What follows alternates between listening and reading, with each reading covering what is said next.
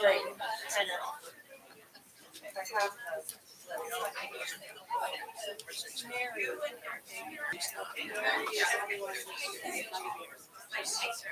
Steve. Oh, Joanna, Jamie. Yeah, he and I emailed.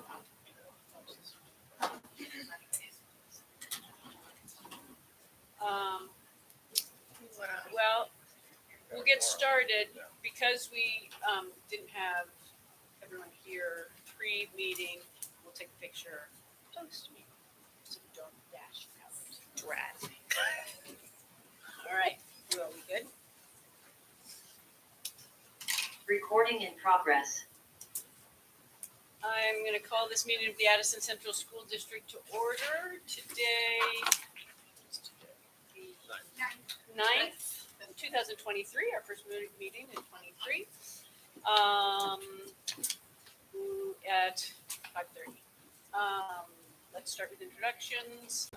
We'll start down here with Matt, go around board members and administration, and then we'll hit the folks on Zoom.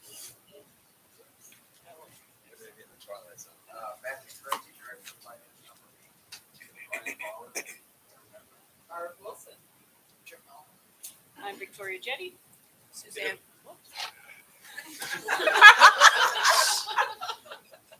Peter Burrow, Superintendent. Suzanne Buck. Lindsay Hescott. Peter Conlon.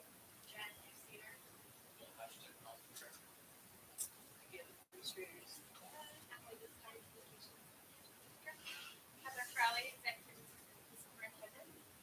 Caitlin Steele, Assistant Superintendent. Nicole Carter, Director of School Systems. Where is this principal under adjust? Grace Harrington, Principal. Travis, Principal, Mary Bill, Principal, Monks. Andy Johnson, Principal, Short Elementary. Mike Cadet, co-principal at Fox. Bruce McIntyre, Director of Facilities.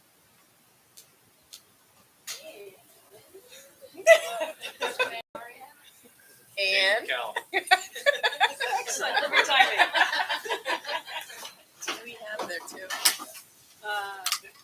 Great. And then I don't think we have any board members or administrators online, but perhaps you can read off who we have.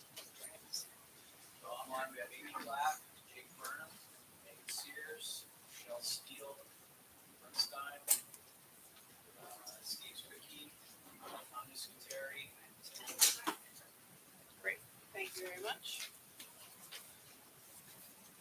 And at this time, we'll open it to public comment. As always, if you're in the room and you care to make a comment, please raise your hand.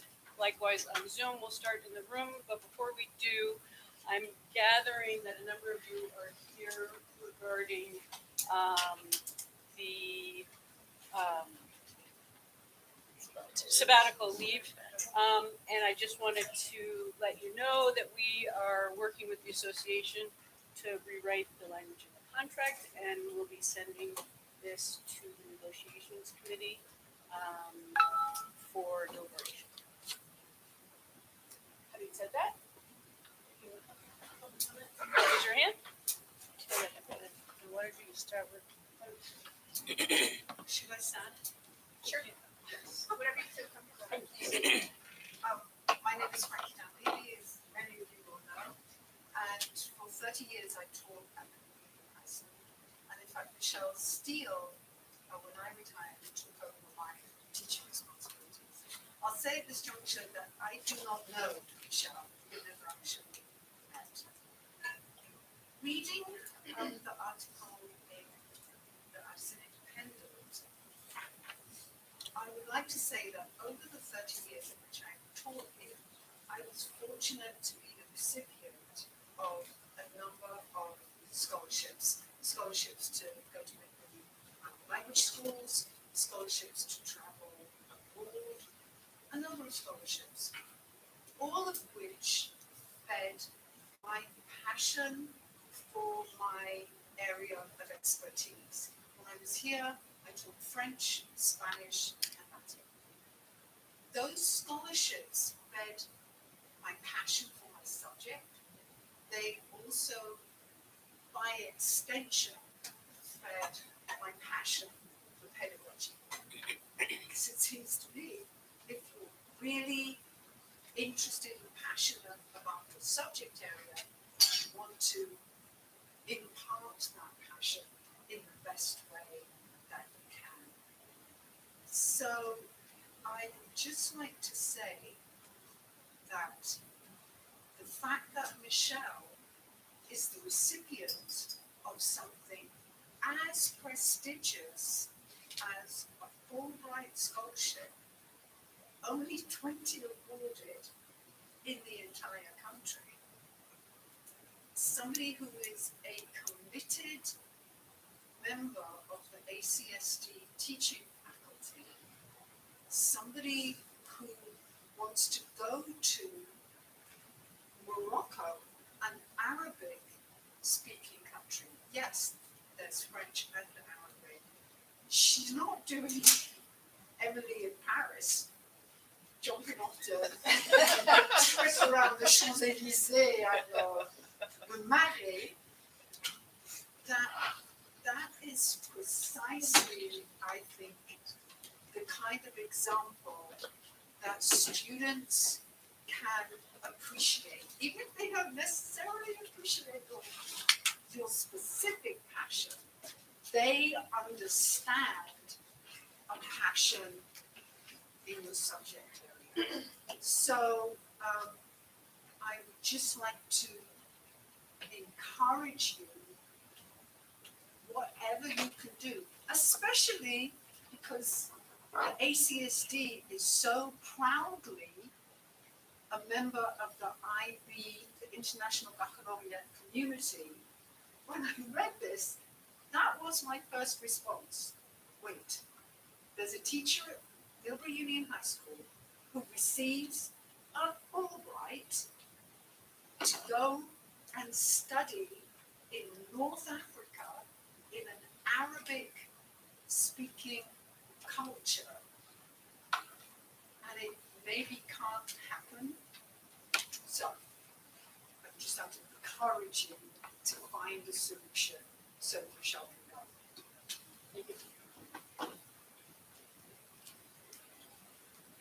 My name is Kurt Broderson from Millbury. Like Frankie, I don't know Michelle. That's one of the things here I'm here to mention. But I am a former middle school teacher. I am the spouse of a middle school teacher, and I have kids at MUHS and at WOMS. I believe the superintendent made the wrong decision to deny a sabbatical request from Michelle Steele. I don't know if anything that Victoria said at the beginning affects this year as opposed to the future. It'd be nice to have clarity on that. I think on this year. blaming it on conflicting language in the contract, I think, is a cop-out. Supporting the request and forwarding it to the ACSD board would have allowed discussion and voting on the request rather than peremptorily denying it. So I'm glad that that would be reviewed. Quoting the superintendent in the paper, if we grant one this year, are we granting 2 or 3 next year? Wouldn't it be great to have 2 or 3 other ACSD teachers recognized as Fulbright Distinguished Teachers next year? Instead, the superintendent made the wrong decision this year, so we wouldn't theoretically need to make the right decision 2 or 3 times next year.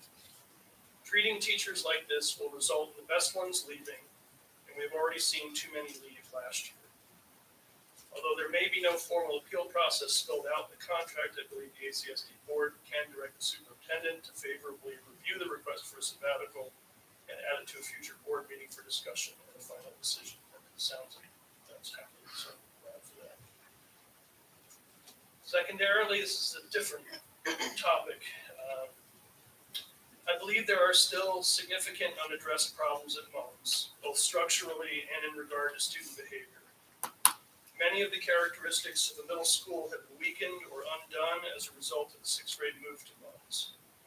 Middle school teams don't exist as they did in the past. small groups, half the size of a grade, where teachers had small enough class sizes and overall numbers, along with adequate team meeting time to know their students well and provide them wraparound support. Now teams exist really only in name, and not even that, as they are still just teams 1, 2, 3, and 4. My daughter in 7th grade spends most of her time with the same group of students in every class because of the way grades were distributed across the 4 teams. Teacher advisory is an insignificant 7 minutes and is really just homeroom 2.0. Ask any custodian, teacher, or staff member about the vandalism, class cutting, disrespect, threatening, and even violent behavior, and you will hear that it is still a problem. Brand new teachers are receiving inadequate supervision, evaluation, and support. There is virtually no communication between administration and coaches and extracurricular leaders, so that students who have been suspended or should be in detention are instead coming to their sport or club when they shouldn't.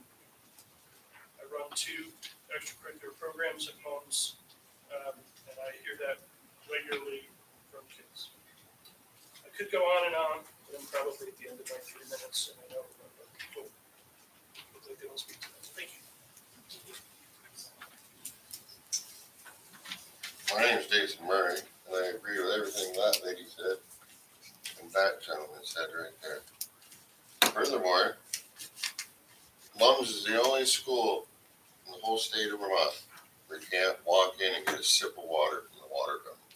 One school in the state of Vermont, because I'm at home every day, and I called every single school around, and they all laughed and couldn't believe that you couldn't get a sip of water. The Department of Education says that it's imperative for kids to have water and access at all times because it does affect their education. I went to the so-called holiday concert, which was not a holiday concert. And when I tried to get a sip of water, there was no water accessible. So then I asked Michaela and the principal. They said that the kids get water on the floor. So that's why there's no sickness. Well, according to the other school and all the principals and faculty members, you can get water on the floor with a water bottle if you really want to. Furthermore, when I addressed it, it's been 3 weeks to a month that I haven't even been able to contact Peter Barrows because his assistant over there tells me that he's always gone and doesn't want to hear it. The last time that I addressed it, I was told on the phone blatantly that I was a liar, that there's cups over there, and there's a way for kids to get sips of water. So I went to the school with my son that I homeschool, who's in 8th grade, but he's at a 4th grade academic level because of the school year. And he got a book, we went right across to get a water gun, and this gentleman right here approaches me when I'm making a video with my son, trying to get evidence. They're asking me, why don't I record the bottle part of the fountain works? Well, that's not what the subject is, okay? He just wants to prove that there's water there for people to drink. But the definition of a water fountain, if you look it up, is a place to get a drink of water where you do not need a cup. Period. So now they want to put cups up next to the water fountains. Well, don't you think that if cups of water get spilled on the floor, what do you think them kids are going to do with all them cups? It's going to be a problem. Cups are going to be on the floor. It's going to be just something else for your janitor to pick up. Today, I've addressed the dean at the school because every time my grandson has any sort of conflict at school, they call up and want you to come pick him up. Right? Parents are working. I'm just a disabled grandfather at home, so once in a while I can pick him up. But when I was in school, that wasn't the case. Our parents didn't come get us. You went to the principal's office. You had in-school suspension. You had some sort of a consequence. Even Dan French admitted that when a kid acts up and gets sent home from school, my grandson sat right there with the dean and told her it's a vacation. Kids want to get kicked out of school.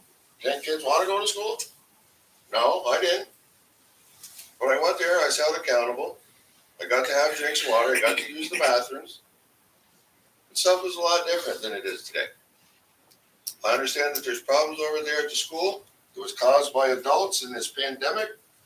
It's not on the backs of the children. Parents should have been responsible. and teaching their children what they needed to be doing while they were at home.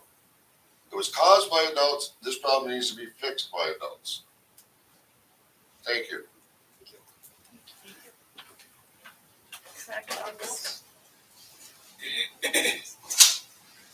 Hi, my name is Mildred Cox, and I live in Ripton.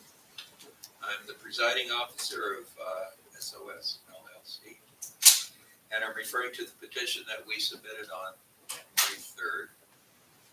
This is the second time in 3 years that citizens in the district have submitted a petition to the ACSD board.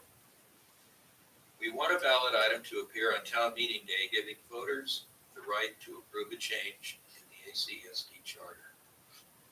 We are asking for a change in Article 14, which concerns how district schools are to be closed. The citizens in ACSD want to help decide the question of changing the charter. We know this question was being discussed by the board, but the board has not made a decision. At this point, we feel that it makes sense to let the electorate reach a solution that will endure beyond the next election cycle and allow the entire community to feel ownership in the decision. It makes sense to let the voters decide. You have the power to do that. What we are asking for is our voting rights.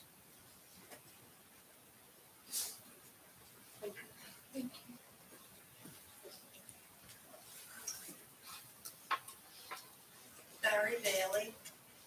I'm a taxpayer in this district. And I come with a concern. It concerns the whole board, but I'm also going to address it to a gentleman from the Middlebury representation. And I'm not sure if I would pronounce your name right. Steve Orzik. I was very distressed when I walked in the food co-op the other day. In a conversation that I heard that you were participating in. Now, I, like other people, vote at the elections. And I had hopes that with maybe some new board members, that we would see some more progress on some of the really important issues here.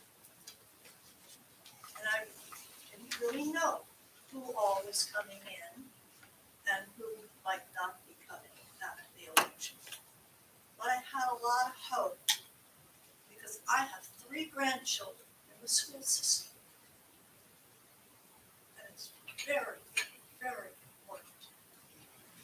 I'm sorry I choked up. I've been ill for 2 years.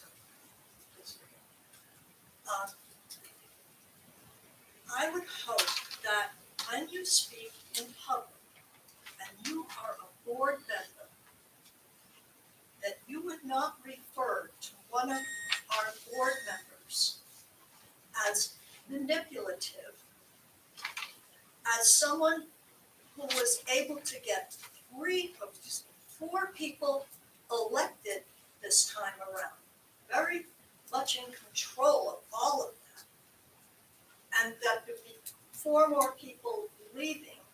And I can't imagine that any person on this board would have that much power that they could force 4 people off, get 4 different people elected, and now would bring 4 more people off the board.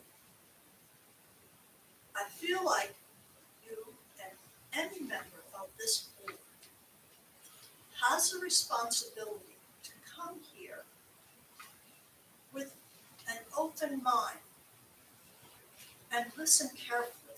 We all have differences.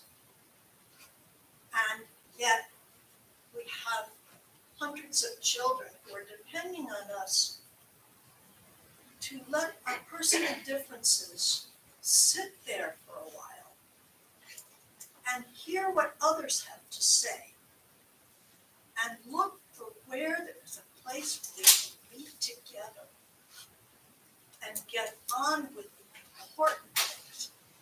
How's IB? How's the middle school being closed? What are repercussions from some of the things we've done? How can we improve these things? What are we doing about facility? there is so much that I ask everyone, and especially you, sir, since I heard your conversation with another person in the co-op, to let go of some of the personal angst and see where you can find it.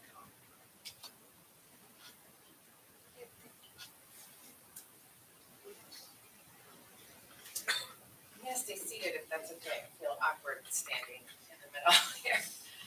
My name's Mary Slozar. I'm a parent in Weybridge. Thanks for this opportunity to speak in front of you all. I hope to actually come here often. Sorry, or maybe yay, I don't know. But I want to try and be a voice for our students with disabilities because I don't feel like they are heard or seen enough. So I'm gonna try and help you see them.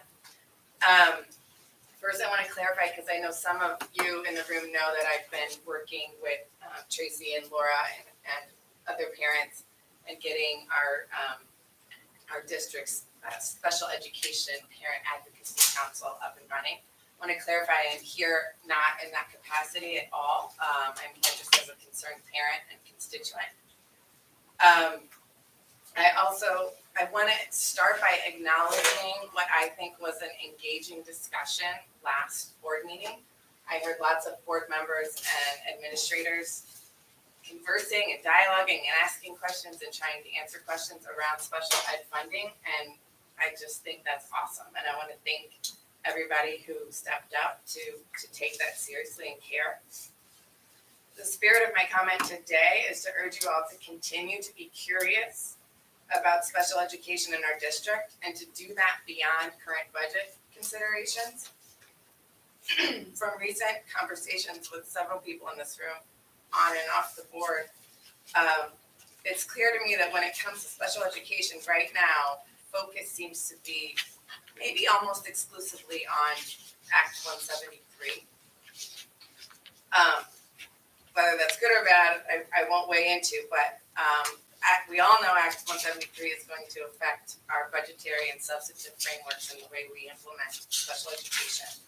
And with that, I think it's more important than ever that we start understanding whether our current models, our current budget, our current staffing, our current programming is actually meeting the special needs, the needs of our students with needing special education. I can tell you that based on my family's personal experience and that of many other students and families that I know in the district, we don't seem to be meeting the need. Parents often struggle to get their children evaluated for special education. If they happen to get that evaluation and then by some force of God end up qualifying, that's out of the district's hands, the qualification part. But if they qualify, they often struggle to get their children's needs met. Sometimes this is because of the staffing shortages that we're all aware of, but it's not just that. Oftentimes, it's rooted in our district's failure to understand what our children actually need. Sometimes that's because we lack the resources to figure that out. Sometimes it's because we're not listening. This is a huge problem, not just for our children to learn, but it affects their health and it affects their safety in our schools. What I just referred to this personal experience, that's just anecdotal evidence. I am, in my professional life, I'm an evaluator and a researcher of public programs. I know anecdotes aren't enough. We need better data. I've been searching for those data. To date, the best objective indicators I can find are the publicly available figures from AOE's 2018 cost report. These are the same figures that led to the discussion in the last board meeting around ACSD being a low spender. I just want to clarify that it's not just that we're low spending. We're not like just under the median. Again, this is 2018 numbers. I know that's out of date, but this is what we've got. ACSD is ranked 56 out of 57 districts in spending on special education. ACSD is ranked 54 out of 57 in the number of students identified as needing special education. Based on these rankings, either our district's not identifying all the students who need special ed and not providing enough services to meet their needs, or we're very special and so unique that we have significantly less need and somehow can meet our needs with fewer resources. I also want to mention, I highly doubt that this is explained by, or explained entirely at least, by what we heard in the last meeting about how other districts might pay more in tuition for external placements. In theory, that could, I don't think it does, but it could at least partially explain the lower spending piece of the data that I just shared, but it cannot explain why we're identifying so few students. The truth is though, I don't know the answers and I suspect the board doesn't either. So I want to invite you with me and other parents and other concerned residents to figure it out. This is our chance as we're preparing for Act 173. That's not going to solve our problems. It's only going to compound our problems. So we have to figure out what is going on in our district. I can promise that I'll do my part as a parent and as someone involved in the Parent Advisory Council effort. I'll do my part to explore these issues and seek answers. And I sincerely hope that the board members will continue to care and engage on this issue as we move forward. Our most vulnerable students need to.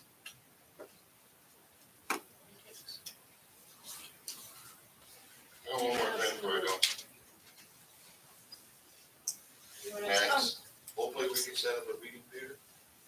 And two, like I said, I expect an apology over that letter, some slandering me in the school. If you're gonna send letters off and you're gonna lie, don't send them to me, sir. You should be ashamed of yourself. All right, we're gonna move on. That's fine, I'm not talking, as long as you know you should be ashamed of yourself. Hi, I'm Danny Yap. I'm a Middlebury resident, and I came to listen and speak a bit about the sabbatical. But can I ask a clarifying question first, because I didn't quite hear? It sounds like there's a plan afoot, some further step in that process that I wouldn't know about. So can you clarify where we are now before I? Sure. So I met today with the association, and the language that we talked about earlier that has been one of the challenges of sabbatical leave, and it's why I think it hasn't been used in, Frankie, you might know more than I would. I think maybe the last time it was used was 25 years ago. So it's been a very long time since it's been enacted, and the biggest issue with it is there are no really clear criteria or parameters. So if someone comes and, in a certain kind of space, whoever's in this position says yes to something, and someone else comes and asks again, there are no kind of criteria currently to provide that access to all faculty. Sure. And so it's the issue which we're talking about is how do we change the language so that there's access for all faculty as opposed to, maybe this year, maybe not next year, it's total happenstance. So that's the work that we're doing right now. And is it possible that would affect the present Yes. kids? Yep. So that's great news. That seems like real progress. And Yep. so I can keep this short. I really hope that the value of the sabbatical can be universally acknowledged. But I also appreciate, we have a superintendent who's watching the bottom line, and that's what we want. And yet there are times when perhaps the board might push back and say, you know what, this one's worth it to us, and we're willing to move these pieces and make this work. But I'll just say I'm glad that we're back in conversation about it. Probably not fun to read the article for you which would be one-sided, because you spoke, but it was not your story. But maybe it's a good story to the extent that got some people informed. And now we're in a new phase, so I'm glad for that, and I'm a big supporter of it. If we can afford it, and if some negotiation needs to go on, and the teacher's willing to make it work, it's sometimes not just about the time off or even a small amount of money. We're back with insurance, aren't we? We're back with health insurance, and if we can't deal with that separately, we got to deal with it this way. So thanks.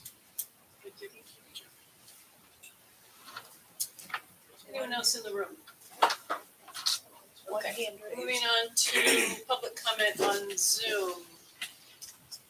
It's Tanya.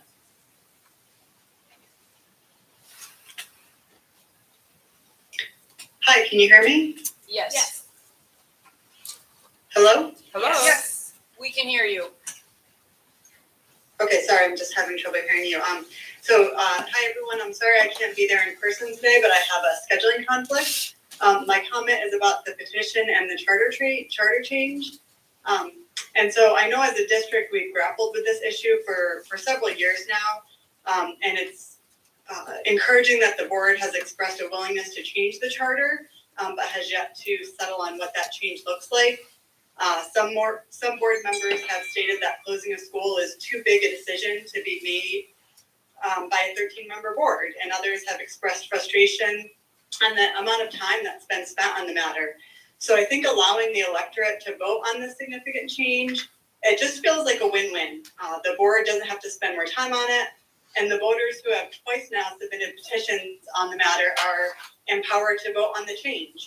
And I think that's the best path forward. We voted to become a unified district. We voted on the original charter, and so it just feels right to vote on any changes to that charter.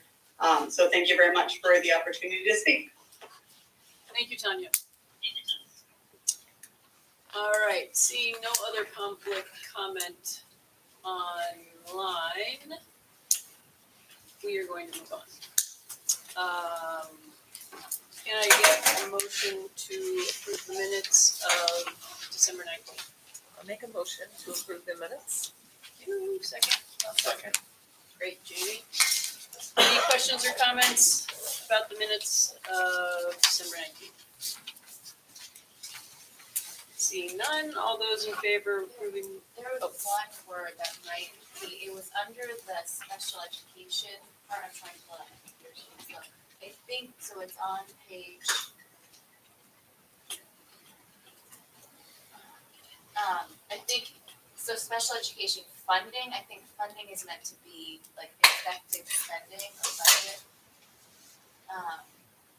It's when the teachers were doing their summary and then Matt went and it's in that summary. So facilities budget and then special education spending. Thank you. great. Any others? All right, all those in favor of approving the minutes with that one change, please say aye. Aye. Any opposed? Any abstentions? I wasn't. 2 abstentions, Jen and Joanne. All right, on to the bills. There were a number of bills, they were all read on the 3rd of January by myself and Barbara. First one is the general fund expense of $347,671.97. $121,000 of that is for transportation, which came in at a block there. So there were 4 payroll vouchers or warrants. The first one is for an amended payroll that we probably already voted on. Matt, maybe you can help me with that a little bit. It was $887,764.96, which you signed on the 20th of December, but it's written as amended. So I presume something changed in that. I don't know. Payroll, we don't actually scrutinize completely, but we're obligated to look at them. The second payroll is for the one signed on the 30th, which we read on the 3rd, which is 28th, which is for $866,565.84. And then 3 others, or 2 others, one for $349.36 and one for $646.03. And Barbara and I read them. There were no problems, no real questions of the amended component. It was just, I think, a number changed. So usually that's if somebody will like add a bank account or a different deduction, and then the information doesn't get processed, and they can amend it, I think, before it's posted, so. Yeah, okay. Yeah, I didn't look at it as an issue, but it was circled and written as amended. So I make a motion that we pay the bills as presented. I'll second it. Any questions for the finance team? Seeing none, all those in favor of paying the bills, please say aye. Aye. Any opposed? Any abstentions? Great, bills can be paid. So between last meeting and this meeting, we have been working a lot, obviously, on the budget, along with a break there as well. So we'll be talking about that momentarily, but we feel pretty good about where the budget is. I know we weren't sure how many days we would need to process this budget. I promised our leaders back here that this might be the last meeting they have to be at, so they're really hoping that we get pretty close tonight. And Matt's going to be bringing us through cost centers tonight and talking through at a little bit lower level, a little bit more granular level, what some of the costs are. Our total number has gone down a bit, so we'll hear about that momentarily. One announcement I wanted to make, Tracy sent a notification to Ripton folks earlier that she will be stepping down at the end of this year in her capacity as Ripton principal. She's somewhere here. I told her I would talk, so I will keep talking and say that she has been there for 12 years and has been has done so many great things for Ripton and for ACSU and now ACSD. She's going to continue on in her current role as Director of Special Ed for the 6 outlying schools. And so we're not saying goodbye to her completely. And we're not saying goodbye to you as Ripton principal now, but I did want to mention it to all of you that that's something that we're now planning for, and we'll be getting a job posting together and getting ready to post that. So I wanted to let you all know. Tracy, anything you want to say? Okay. The other thing I wanted to mention tonight was the progress we've made on the strategic plan for equity, action team development, and I wanted to ask Emily, who has been really kind of centering all of this work. She was the kind of mastermind behind figuring out how to kind of put all this together and comparing what it was like in 2014 to be doing this work. Kind of mostly, I felt like a little bit more on my own, and now with Emily, it's been like night and day. So.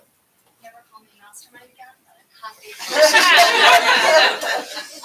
So I know that as board members, you'll probably be fielding some questions about the strategic plan, the recruitment process, and the selection process. So I just wanted to give you an overview. I'll start by saying that I usually approach communications issues as a busy parent. So when I think about how we can reach out to folks, I think how we can reach out to them in different ways at different times repeatedly, so they may see it in one place, completely forget about it, and then hopefully have access to it in a few other ways. So I took some notes because there was a bunch of things we did and I didn't want to forget any of them. So we did a bunch of different emails. We had the superintendent sent an email, we had updates in all of the principals' emails, we had a dedicated email to staff. We also had a dedicated email that went out to the 4,000 plus members of the ACSD community. It's just about the strategic plan that then the principals could link back to and that we could link to on our website. We did have the website updated, but I find that to be the least engaging tool. I wanted something there so people could have access to what they need if they wanted it, but I don't expect many people go to our website to search it. So I did a lot around social media, different social media posts and updates on our different platforms. I also reached out to Amanda Gomez, who is a member of our advisory committee advisory committee, the board may remember she gave an overview. She could probably do most of our jobs perfectly well. So she did an amazing 2-minute introduction to how she had been on the advisory committee and really invited students to apply because we really wanted to center students at the heart of this action team. We also had the print article or the ad in the Addison Independent that went out about the 2 community conversations that the board held, and that had links back to how folks could get engaged. Then I made posters, especially for students and staff, that in a couple sentences said, here's what this is, here's how you can get involved, here's a QR code you scan, takes you right to the application process. And then Nicole and I, in a series of 2 days, tried to make as many different school staff meetings as possible to actually talk to people in person. Because I will say, all of the efforts that I talked about beforehand can fall completely flat. The best way to reach people is actually to ask them. And with this process in particular, I think you all know it's sort of an underlying discussion in strategic plans and boards and any group of people that come together. The same type of people tend to volunteer, and we really wanted to make an effort to get folks who don't normally sit at the table to the table. So the focus of those staff conversations were, you are our best resource to connect with our families. So if you are interested, please apply, and if you know families who might not normally come to the table, please encourage them to apply. So we got a pretty robust application pool. I will say personally, I've been involved in, I was trying to count at least 3 strategic plan processes as either a staff member or a board member for different organizations. They are not always the most engaging, exciting thing, and so I really tried to learn from some of those mistakes and how we talked about that and how we improve folks. And so we really were talking to people about the type of experiences we want to have and how on this action team, this isn't just to talk about experiences, it's to get down and do the work of how do we identify those high lever action points. But we are rating experience and expertise equally. So if you had experience with the foster care system, that's as valuable as being a mental health professional. So those were the conversations that we had tried to have different people in. And it was a pretty good, robust applicant pool. We could have staffed this committee 3 or 4 times over, and truthfully, the worst part of my job, I sat and procrastinated sending the declining emails because it's painful to say no to people who have put themselves out there. But I will say for this community, you all know the underlying story, we had a really impressive applicant pool across race and socioeconomic status, gender, sexual orientation, experience living in poverty, experience living or having a student with a disability. So I'm really proud of the applicant pool itself. So the next step in the process was I went through, I coded very lightly by role. So who's a student, who's a staff member, who is a parent or community member. Then I coded in there who has different identity points that we were looking to have representation for. And I put forward a sort of draft list to our 4 admin team. So Matt and Peter and Nicole and Caitlin. And I talked about why I put people forward and also why other folks might not have made that list. And I can run through a bunch of other things in addition to those identity points that people mentioned. There's experience with the healthcare system, the foster care system, the early education system, trying to build after-school programs. So I think in addition to sort of checkbox identity points, we also had a lot of really good diversity of folks who've done a lot of really different things. And I think the last thing I'll say about the selection process is that just going back to that point about inviting folks to the table who hadn't been at the table before. So there were a few applicants who've been on our advisory committee, and when that person of similar experience or expertise was against another candidate who had never been to our tables before, we are in favor of inviting somebody new to the table. So I think there's some questions about how people will be informed going forward again, and I can commit to the fact that the website will be updated for those of you who check there, but we'll also continue sending emails and sending updates. And I am also always available to talk through with folks this process, any questions that you have, any curiosities you have going forward. I think that's all of my bullet points. Great questions. So, remind me, how many folks did we select from this pool? Great question, and I want to address another point that brings up too. So when we were talking about how big the group should be, we were talking about 12 to 15 because beyond that, it can be hard to actually get work done. So we ended up, and we also said we'd like to have at least 2 parents, at least 2 staff members, at least 3 students. Our student pool was so good, so we upped that to 4. So we do have 4 students. So I know that we got a couple questions about when did this change from 3 action teams to 1, and I think that was a semantic confusion. We never talked about having 3 totally different action teams. We talked about having 3 different areas that we would look at. So this area of access, this area of success, and this area of belonging. And as we talked, those three issues are so interdependent that we decided that we would start from a position of having one action team, potentially break into smaller groups. But when we were looking at focusing more on those three, we were thinking of having those groups be 4 to 6.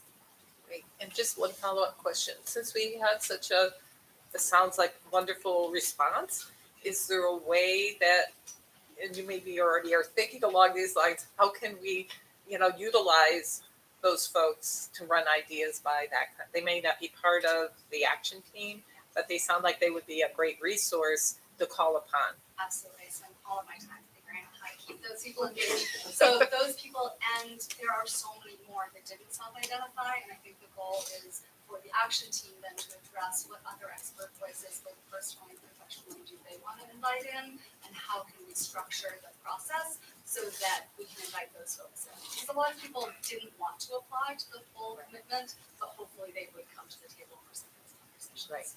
Thank you. When's your first meeting? January 23rd, Mondays, after school, so students can come right over, maybe at the school, so they don't even have to leave. And then there'll be about every other week if vacations on that or after listed. Great. Thank you. Thank you. So the next big thing is budget, which is up here, and that's the next agenda item. Great. Go for it. So I mentioned earlier that we have been continuing to fine tune. We've now draft 3. And we are tonight going to talk a bit more about cost centers. We'll look at what we believe will be a final number as we've sifted through and cleaned up a few things. And I'm going to hand it over now to Matt to walk us through. And as you can see, we're using the actual budget book, which you can see in draft form. It's attached to tonight's materials. Our plan is to have that finalized by next week and kind of fully ready to go. And in the past, I don't know if you remember, but sometimes we've done the budget book after passing the budget. We kind of put the budget book together and really kind of try to prepare that for around February when we go out to the community. Over the last couple of years, we've essentially brought together our annual report and budget book, so they're ostensibly the same thing. And this is our most successful year where we're doing it a lot earlier than we have before. So I think we are on track to have it done by next week, and I'm going to let Matt take it away here and talk through some of this further detail. Thanks, Peter. As Peter said, I think working within the budget book document is going to give us a chance to kind of kill 2 agenda items with one stone. We can spend some time walking through all the cost centers, but in doing so, we're also working within the document that's in its draft form that's going to kind of tell the whole story of the budget and give you all a chance to get familiar with that, so that by the time we're ready for approval, it's a familiar document. And we'll start us off on page 24, which is the beginning of sort of the meaty part of the financial section. But because of the presentation that happened before the break, where we talked about a lot of the summary or top level budget things going on, I'm not going to spend a ton of time on that today. That said, I saw on the agenda that we have a board discussion afterwards, and so I'm happy to kind of circle back to any of those things during that time. That may be more summary or surface level. So feel free to ask them. Just introducing some of the graphics that we've brought into the budget book this year, and the idea behind them after looking at the budget books from a lot of different big market school districts around the country was to try to improve the access and transparency of the document to people who might not have a background in educational finance. And so the initiative is called Budget 101, which asks some really basic questions and tries to provide some really straightforward answers. I think that that's gonna be something that a lot of people who look at this document can take advantage of. I certainly would have liked to have it when I was looking at my first budget document. Other than writing it, you mean. Trying to pass it forward here. So you can see some of these pie charts on the first couple of pages. We'll have to just kind of skip through here. I just kind of wanted to introduce that 101 level initiative and talk a little bit about that, but we're going to get right into the summary here. Page 26. There we go. And again, this is the one that I didn't want to spend a ton of time on. I think the most important change to the year-to-year budget summary that you're seeing in front of you is in the revenue section. We got some final tuition numbers in, and we got the announced tuition, the allowable tuition from the state of Vermont, and plugged all those numbers into revenue. That bumped our revenue up a little bit, which brought our cost per pupil down a little bit. So I think during the last budget presentation, our cost per pupil was a 9% increase, and we're down to an 8.1% increase, which is going in the right direction. So that's the main top level change that's reflected in this next draft. And with that, we move ahead to 28.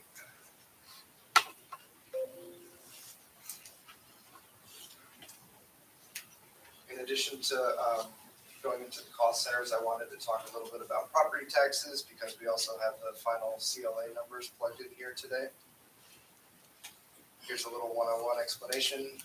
If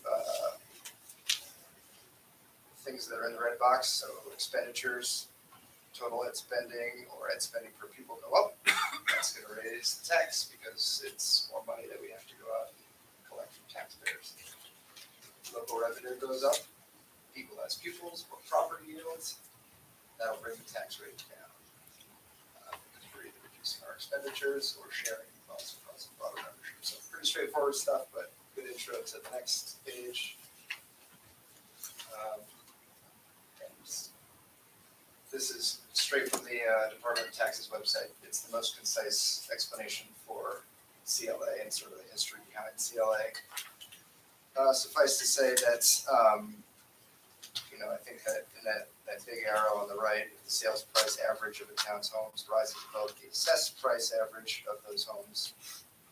The CLA will come in under 1, which will result in an increased tax rate. So what we're seeing in tax calculations this year is that our budget results in ed spending is leading us to a 15 cent reduction in tax rate pre-CLA. And once we plug the CLAs, we get what our projected tax rates for each town would be. So go on to the next page, and this is how we're going to get to that 15-cent decrease. The property yield at the top comes from the state, as does our equalized pupils, based on the average 2-year ADM numbers that we collected, and then the old weighting study, or the old weighting rules. New weighting rules will go into effect for next year's budget. Local education spending comes from that summary page. That's all of our spending in the general fund, less all of our local revenues, which offset that general fund. So those are all the state and local revenues, including the special ed block grant.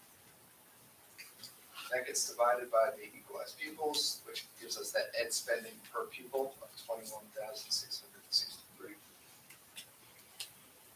That gets divided by the property yield to yield the district tax rate of $1.40. So we were at $1.55 pre-CLA last year, and our budget actually leads to a 15-cent decrease year to year on that. If you scroll down a little bit more, you'll see the chart here, which plugs in the CLAs for each of our towns in the district, and the resulting tax rate for each town.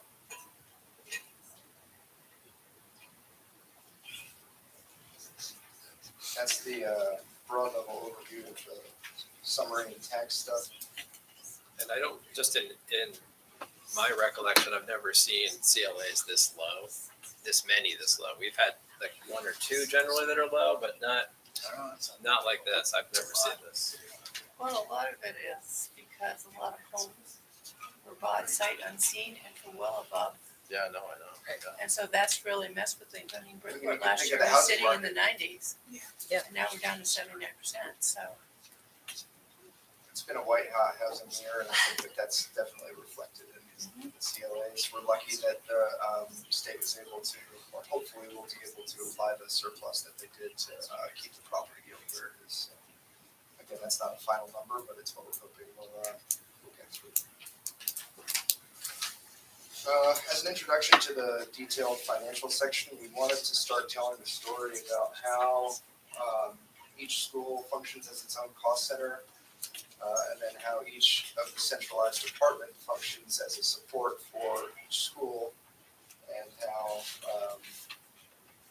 all of those different cost centers play off against each other and form the total picture of educational financing at ACSD. So,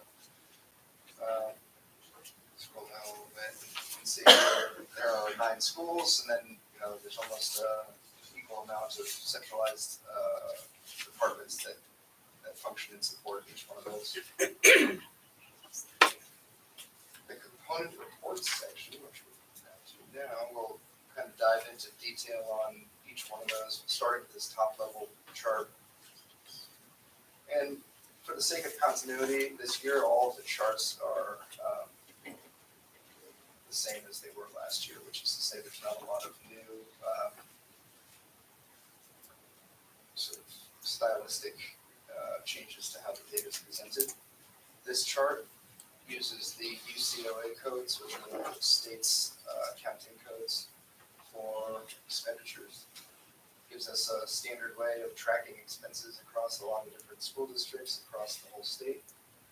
But it's a pretty rigid system that definitely doesn't give all the nuanced detail for how all money is spent in the district, and kind of be taken with a grain of salt for that reason. I think that it functions as a good top level overview of the all of the school cost centers here, but it's not the whole story. Scroll down.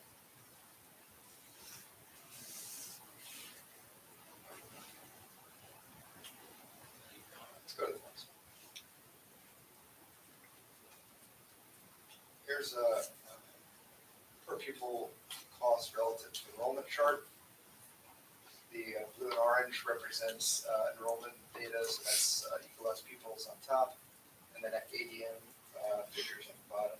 Those two are pretty directly linked to each other with some minor differences in direction there. But you can see how spending per pupil has gone up. For scale, the dollars per pupil is scaled down factor of 10, so that it all kind of fits on the same scale. But you can add a 0 to the numbers on the left to get the per pupil number. Matt, just a quick question, and it's just about visual of this, and why not add the extra 0 in at the end of those numbers? Just because then the pupil counts would be off. So the numbers are accurate to ADM and equalized pupil numbers, but you need to add a 0 for it to fit all of for the scale to match the dollar. Take your word for We it. discussed Sounds good. It makes sense. It does make sense. So you're either in the 10,000s or the 1,000s. Right. And to get dollars on the same chart as 1,000 normal students, you kind of need to scale it down. It's more designed to show the relationship over the last 5 years and to kind of chart where we are and where we've come from. So, declining enrollment is always going to lead to a higher cost per pupil. You can see that in 24 we're projecting an increase from where we were in 23. That increase, I think, comes on the back of a lot of the economic factors which have defined our last year and hopefully are less permanent than some of the enrollment-based factors that we're seeing, or enrollment-based factors that we're seeing. So you can expect, I think, in 25 to see that dip down and sort of reach its plateau again, where it's going to follow enrollment, and as enrollment continues to decline, if it does, we will see cost per student continue to increase, but I think there should be a leveling off point there in the next couple of years as inflation reduces, we kind of see things go back.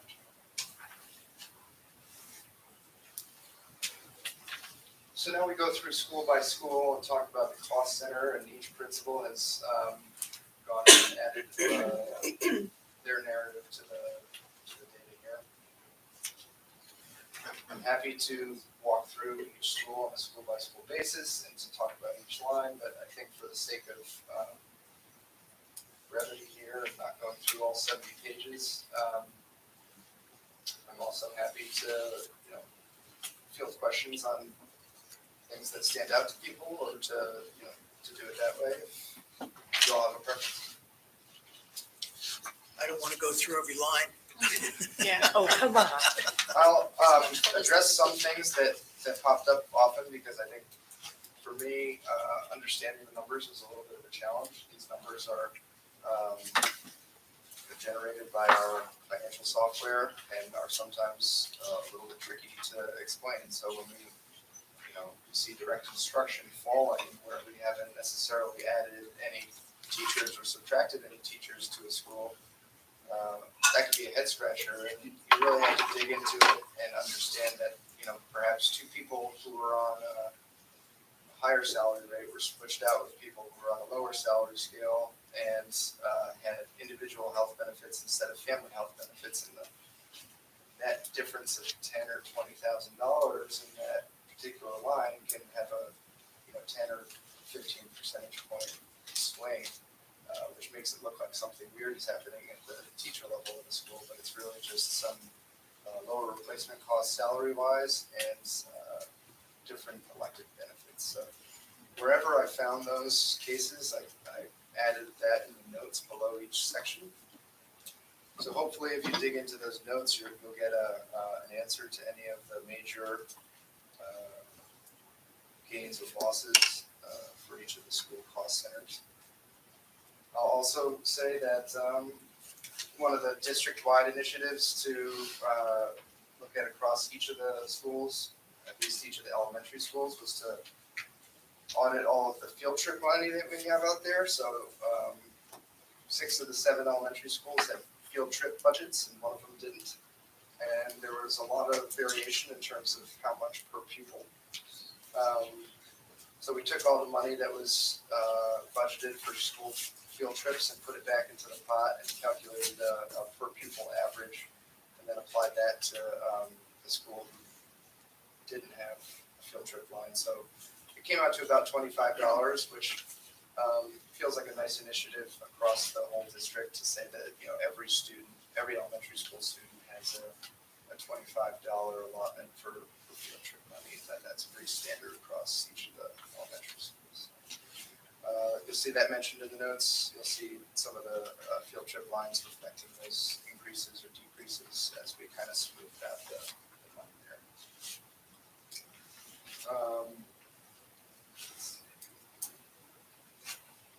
Are there any questions on the individual school cost centers that I can answer?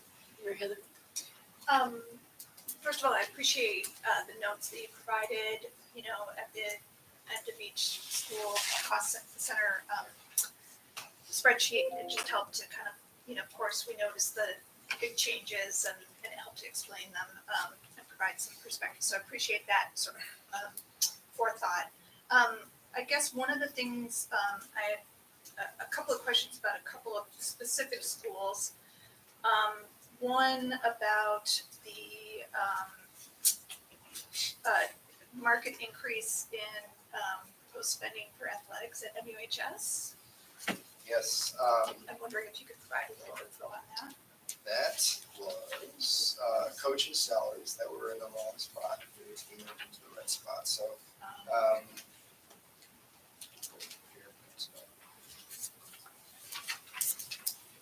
that's a 37% increase there.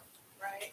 And I'm wondering if the decrease in PE was sort of related, like were people No, in the the, wrong line? no, the coaches' salaries, I think, were in a different, co-curricular activity line. We're in there as just over budgeted, bottom line expenditures. And they needed to be put in their place. So Okay. that was, that initiative. Then the PE one was related to, usage of supplies and seeing some room in that budget to tighten things up on the supply fronts to fall in line with our actual usage over the last 2 years. And were there other places, I assume, like I sort of remember even in central office, and the change of administration, one of the reasons, was, the source of funding for somebody's position. Were there other situations where, recategorizing a position explains the differences? I mean, obviously this one at MUHS, but I'm wondering about, the increase, just in admin costs. We did mention in the last meeting, we moved the director of communications position was one of the things we moved, which had a fairly significant impact on one of the lines. That's I remember in with the- central office. I Okay. think if you look at mums, for instance, there was, Similar the increase. recalibration of the principal Yeah. position there, and so I think that's an administrative increase. There were 2 teachers who were miscoded to Shoreham who got moved out, but there was some blurriness as to how much of their fringe benefits were gonna be removed with them, and so there's a little bit of fuzziness as to like where that actual number is going in, but we took part of the salary away to give our clearest budget number for teachers there. I think that's gonna be something that we really wrestle with as we head into 25 too, and just all of the ESSER funded positions are in need of housing. Yeah. Folding into the budget. Yeah. Ready for that. Thank you. I'm just noticing that in some of these school by school breakdowns, there's things like physical and occupational therapy or speech and language pathology. And that also exists generally in larger numbers within the special education budget. And I'm going to assume maybe it's better for Nicole, but I'm assuming that in the special education budget, these are for kids who have IEPs versus in the school by school breakdown would be for kids who are not on IEPs. Would that be a fair assessment? Yeah, I think, correct me if I'm wrong, Nicole, but I think that 95% or more of OT and PT would be related to IEP students. I don't actually know the breakdown, it's actually a good question for me to look at. I'm a little confused too, and you have a question if it's redundant or not, or. Yeah, Yeah. basically. So, yes, that's the question I have as well. Okay. It's also one of those lines that's questionable because it's there as a vestigial placeholder in the UCOA. We've always said that we spend money in the general fund, like non-special education dollars on OT and PT, and it's like year to year the same. That budgeted amount, I don't think would match the actual usage in those particular categories. I think most of the usage would be found funded through special education. I mean, it's similar to, I think it's similar to when we, like a contingency or something where if a student doesn't have an IEP and needs those services, it's there. Okay. But if you look at a usage trend, you might not see a lot of usage. The numbers are fairly small too, right? It's not a big line at all.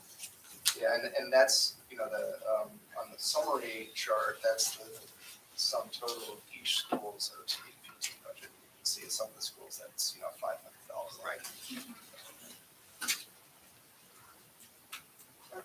I have a question. So I actually spent some time going through this and I had some questions and then I thought, well, how did we handle that previously? So it always helps me to go to a previous budget. So I was kind of doing some compares.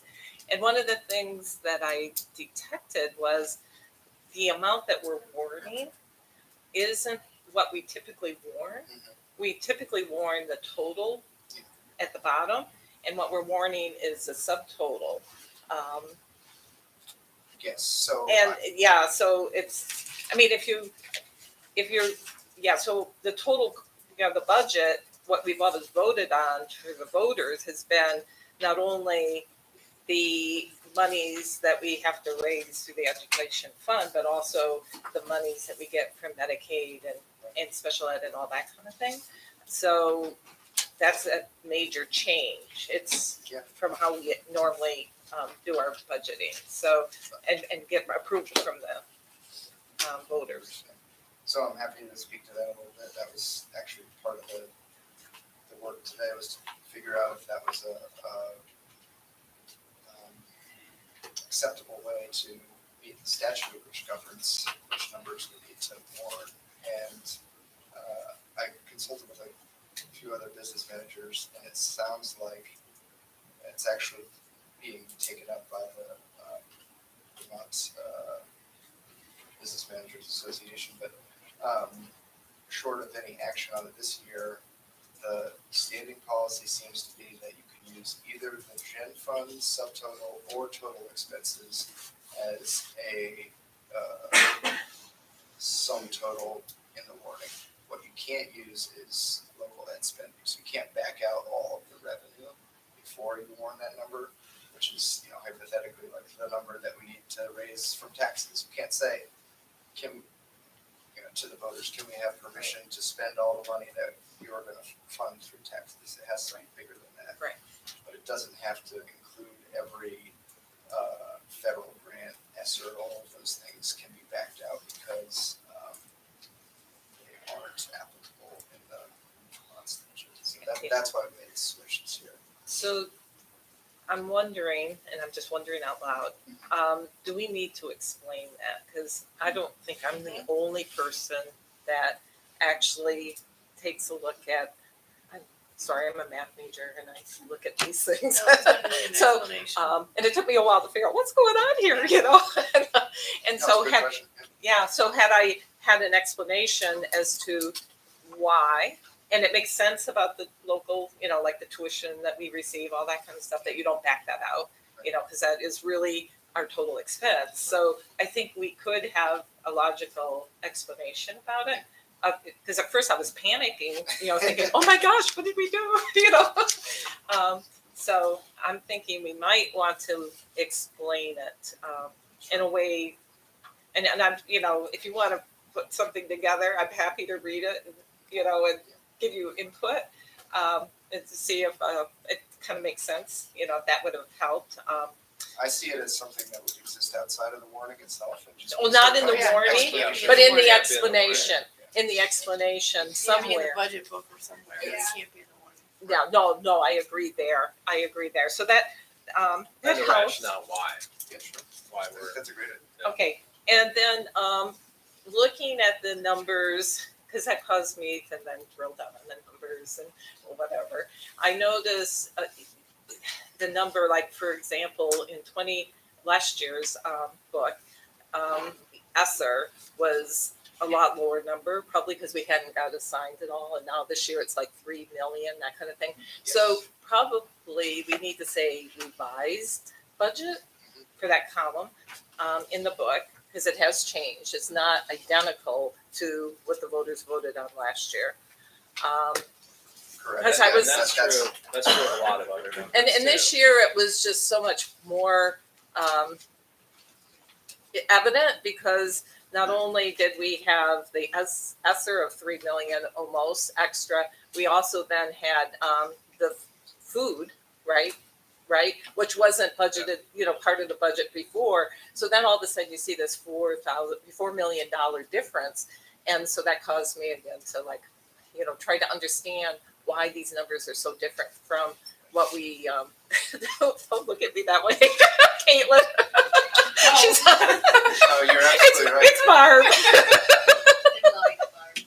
Like publishing food service for the first time Yeah. and all Yeah, of that and- extra money makes the total expenditures look. And it looks like, Yeah. what did we do here from compared to last year? So my concern is if people look at last year's budget book to this year, we might need to then explain why this year's budget, the revised budget, and it's just those two big items. I think they're significant enough that we might want to highlight those to avoid confusion. Because I was confused, so. That's good.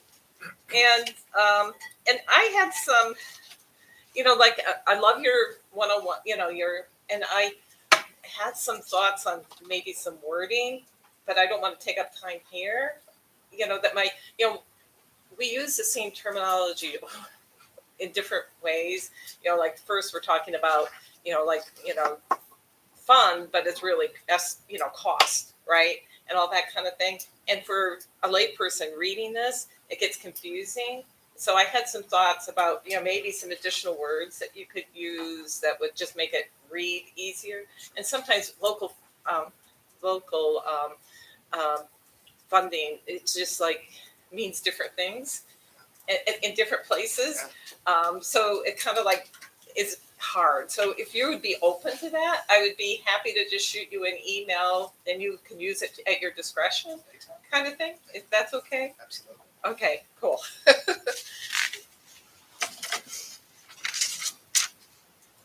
I know this information is available, but I would like to see it paired with the budget. Some of the administrators were in their summaries listed how many students were at their schools. And I think that would be a valuable thing to see is the breakdown per school of how many students each school is serving. Another thing that would be valuable to me and another item that has been brought to my attention is the number of full-time staff in each school. I mean, when we see these tied to numbers, it's a little more effective to know how many people you're talking about. I would think that would be something helpful. I know that information is available. It just, if we're going to tie it, it might be nice to tie it to the numbers that we have here. So. Yeah, there was one section last year at the very, very back of the budget book that had some enrollment tables. And I removed them this year thinking that there was a better way to get that data across. And I think now that you've said that, putting them in at the school level would be a nice spot to bring them in. I was going to mention that. I think it's important to not just talk about equalized pupils, but also to be able to show the numbers compared from this year and last year for enrollment data. It's nice to have that in line with the narrative rather than as And that's afterthought. And that's fine, yeah. But I think showing both, so people can see, Yeah, I think it should be both. what the change is. And you're thinking even a summary at the Yeah, end. I think the graph at the end, I think, is important too, Yeah. honestly. Because not everybody's gonna read the entire summary for Yeah. every school, maybe the school their child's in, but unlikely that's gonna be the case, so I think it should be in both places. So I was missing it, sorry. Right, it's good to know. Lindsay. I have a couple of things I wanted to ask about, and the enrollment staff, that was one of them, to echo what they were saying.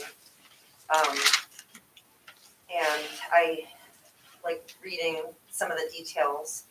One thing I noticed from school to school, I know different people are writing them, but it would be nice to add,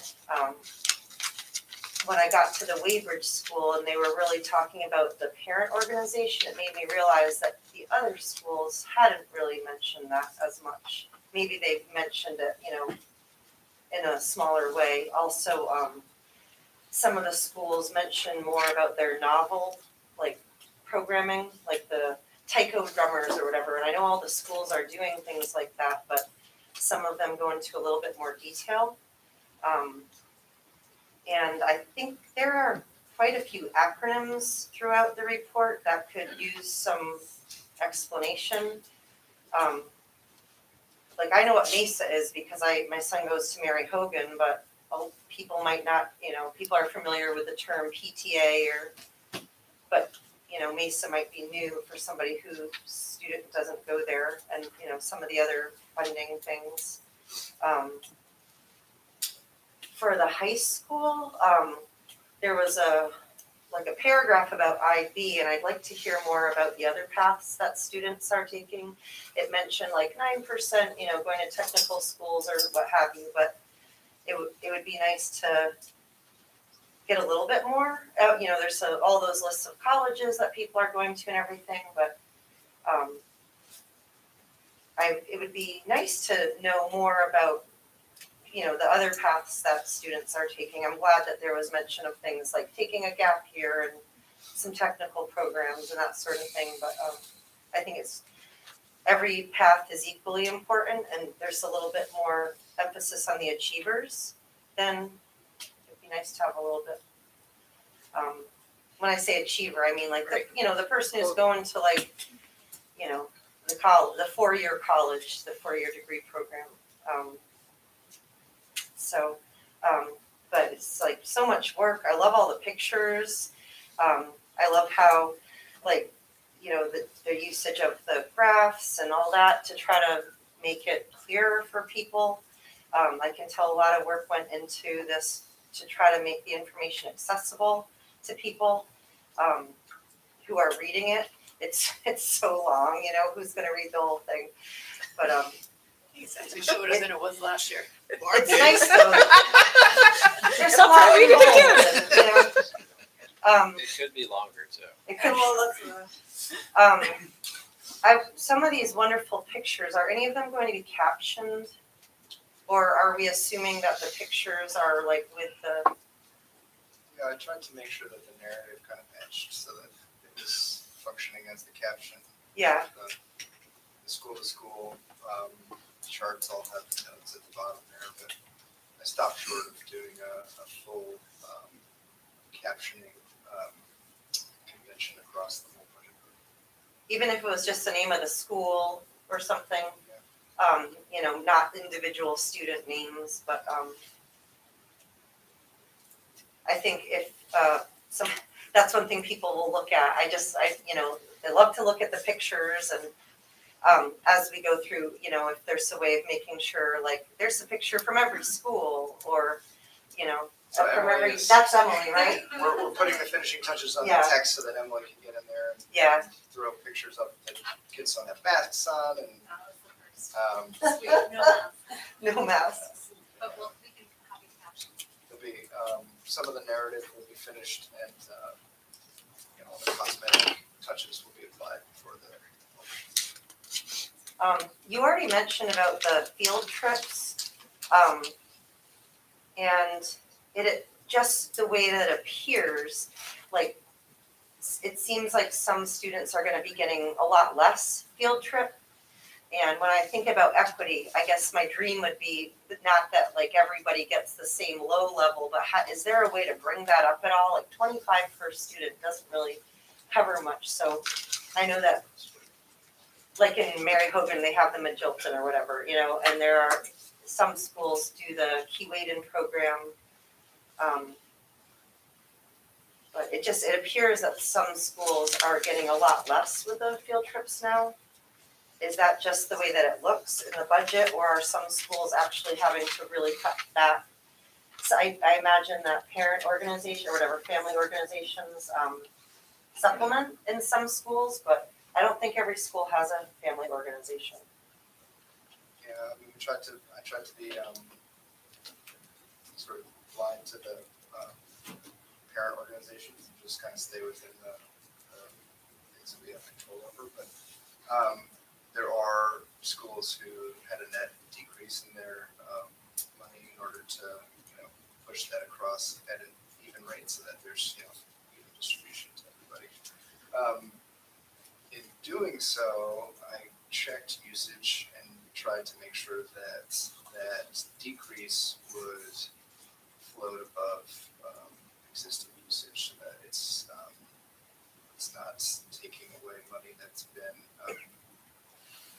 historically, fully used within those budget lines. So yeah, there is the effect of having some schools face a net negative there. I totally agree with you that $25 should be a starting point, not the last time we addressed this, but I think that in order to have a new starting point, we needed it to be just sort of a clean slate for everybody across the district, and gives us a chance to sort of build on to that. Did the middle school and high school have field trips? I don't, am I just missing They that? don't have or- the line, no, historically that hasn't been part of their budget, and so they were not included in that initiative. I think that they have other transportation funds, which would be co-curricular, that the elementary schools don't have, and so to me it's not field trips per se, but it is Going to Breadloaf or Breadloaf Day or things like that, yeah, those things are built into the budgets. So they would be Comment? sort of folded into other line items? Yeah. Like, or, you know, or, You know, I'd like to make a couple of comments in terms of mums. I taught there for 30 plus years, and during that time, I had trips into the Adirondacks, New Hampshire, winter trips, summer trips, bike trips, and transportation was in the budget for those trips. Secondly, I can remember the group that I was with put together a week-long trip to Cape Cod. And one of the ways that they did that was they had actually a magician come in, and the kids came with their parents and they paid X number of dollars or whatever. And then there was basically a clothing group. You know, you have these people that go to different homes where there's groups and they sell the different products. Well, this was more of we would dress up in the product and march through the group, believe it or not, and raise money this way. So in the past, mums has done things. In fact, there was an indoor flea market to help raise money for trips. And I believe that this may have to happen in some of the other towns as well in order to increase, because one of the fundamental things you have to keep in mind is we're an island here, an absolute island.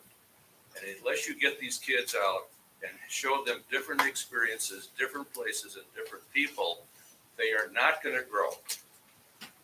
That's a sore point with me. We are not getting these kids out where they need to be. They need to meet other kinds of people, different nationalities, people who have different jobs. It's not happening. And then we look at, that's not. So Matthew, can you explain, I've been looking at these numbers and trying to figure them out, but I can't.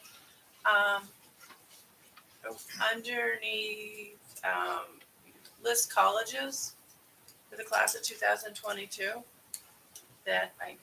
but some of the colleges have numbers beside them, others don't. So, I mean, at first I thought, well, maybe they meant they were going to equal the 13 first generation. Then I got to over 13, so that obviously didn't work. So I was just trying to figure out what your numbers meant. Kids who went, Kids who went, right? or kids who went to that Is college. that what it is? So it's That's what I one thought. by Yeah. default, otherwise there's more than one in parentheses. Yeah. Right. Okay, There's a number of students who went there from that class. so maybe we could, while we're adding notes, for those people that can't figure it out, which obviously I couldn't.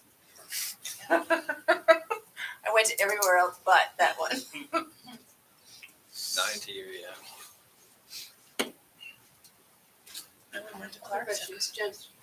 I just have one line on the mom's budget that I just can't quite wrap my head around. And I know there's a danger of personally identifiable information, and so I don't want to I don't wanna pressure you to sort of disclose more, and it's even difficult for me to ask in public, but I don't really have another way to ask. But I'm just wondering if you can provide any more information about the nurse line beyond what is in the note as far as going from the part-time, partial year to the full year. Is it just one person? Is it supplies? Is there, sort of insurance? Like, is there more to that line? Yeah, this was a head scratcher for me, and I think what we found in the research was that the contracts that were written were partial year contracts for 2 teachers and 1 nurse. Because of that, the system carried them over as partial contracts, but it needed to carry them over as full contracts. And so by increasing from a partial contract to a full contract, it made it look like there was a big net increase when all it was doing was restoring those people from a partial FTE to a full FTE, based on the months that they were working. So it was a real snafu. So is that something that's carried over year after year, now you discovered it and have corrected it? Or was that just moving people who were partial year It was this year Yeah, to full they year next didn't year? automatically update them to full year employees, and that had to be done manually, and that was done manually is what led to those net increases. Yeah. So there wasn't a delta in staff at all, it was just when our 23 budget was written, those numbers were in our system as partial year contracts, and then as we moved into this year, they were full year. So it is staffing though, but it's 3 people. There's some of them, two staff that are sort of within the building and 1 dedicated office nurse staff. Is that I believe so. And probably some supplies in there? I think. Like the nurse's office has to have some supplies. nurse lines have supplies, but Nobody I has- think that the no, drivers they of the pay. increase were Nobody the else. personnel. Right, I'm just wondering what goes into the line, not more even than the increase, honestly. I'm just Oh, yeah, wondering what sort of falls into that category. Nurses are a like those kind of complicated one things. because nurse supplies are centralized and nurse salary is building based. So the supplies are centralized, so this is just the salaries and Salary benefits. Okay, thank you. And I believe at MUMS, and I'm not 100% sure, that there might have been extra nurse FTE added because of an IEP. Are those notes that should be added under Well, that's where I'm just wondering, some of it might be a little Yeah, bit if- as personal, long as it's confidential, not but I don't yeah, know, yeah. right. We can puzzle through that. Yeah. I'm just wondering if that I might not be doing No, personally. I agree with you. We sort of Yeah. know, Whatever like, you think. there's 1 nurse in the Yeah. building, like, how does that compute to the number Right. that we're seeing? Exactly. I mean, it makes sense. We might all go get our nursing. We all look at those big license. jumps. What's going on? Yeah. All right. Any final questions for Matt before we moved on? I'll be quick. So, just quickly, under budget drivers, under page 23, one thing that we didn't talk about as a budget driver, I know that we've had staffing difficulties, so a couple times we've basically changed compensation rates, so that was, I would think, something worth maybe noting that we've had to do that. It's above and beyond the contract, right? We've had to put stipends in there or increase the hourly rate or whatever. So due to staffing difficulties to be competitive. And, and that's a real small item. It just, I happened to think of that when I was reading it. And then under the ESSER, we talk about how we'll need to talk about holding these positions into the local budget in the future. But these were all temporary positions. So isn't the dialogue having to really decide if we need to keep these positions, and then if so, not just automatically folding them in? Yeah, I tried to be really diplomatic with that language there, faced with the need to understand the impact of folding them in. Yeah, but even, so I think first you have to assess the need for it. And so when I read it, it just kind of like, oh, no, we had talked about these being temporary positions. So I think this led me thinking, no, these are, the goal is to figure out how to factor them in, right? Which is the message you probably want to have come across. I think, yeah, what I was mostly trying to say was that conversation is on the horizon, right, for 25 years, Right. in the last year. Yeah, but it didn't read that way to me. It read, oh, we have to figure out how to factor those into the local budget next year. But first we have to assess the need as to, do we need to do that? So you might want to look at that. Yeah, and it's not a one-to-one where we're looking at positions we hired and then everything else is static. Right.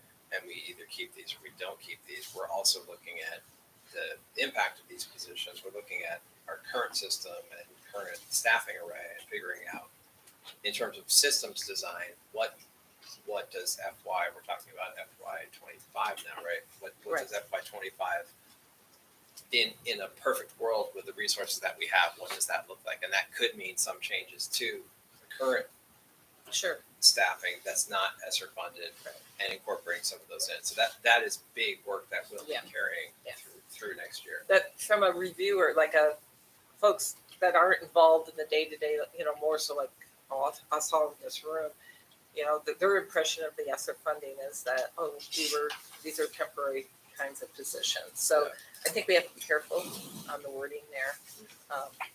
So something to look at. Can I make one change in wording? Vocational, it's no longer called vocational ed, it's called career tech ed. And it's under your FY 24 budget. So if we're really being politically correct, it should be career tech ed tuition rate, not vocational. Which, on the general fund side? It's Budget drivers. budget Oh, under drivers. budget drivers, vocational tuition. Pepper throughout the Yeah, document, it's probably- though. Yeah, You it's- should probably do a full document check. Yeah, there's definitely some in the, So I mean, that Yeah. was So definitely, just say that for the over. it's career technical education. Career and technical education. Vocational left about 15 years ago. Sorry. Longer. All right, Lindsay, last question. Is anything summer related going to be found in the special education section? Is there any summer funding? I believe that we do have some programs funded in the special education budget. But it's not, I don't see it as a line item, so I'm just assuming only somebody with a special education plan would be. Some narrative,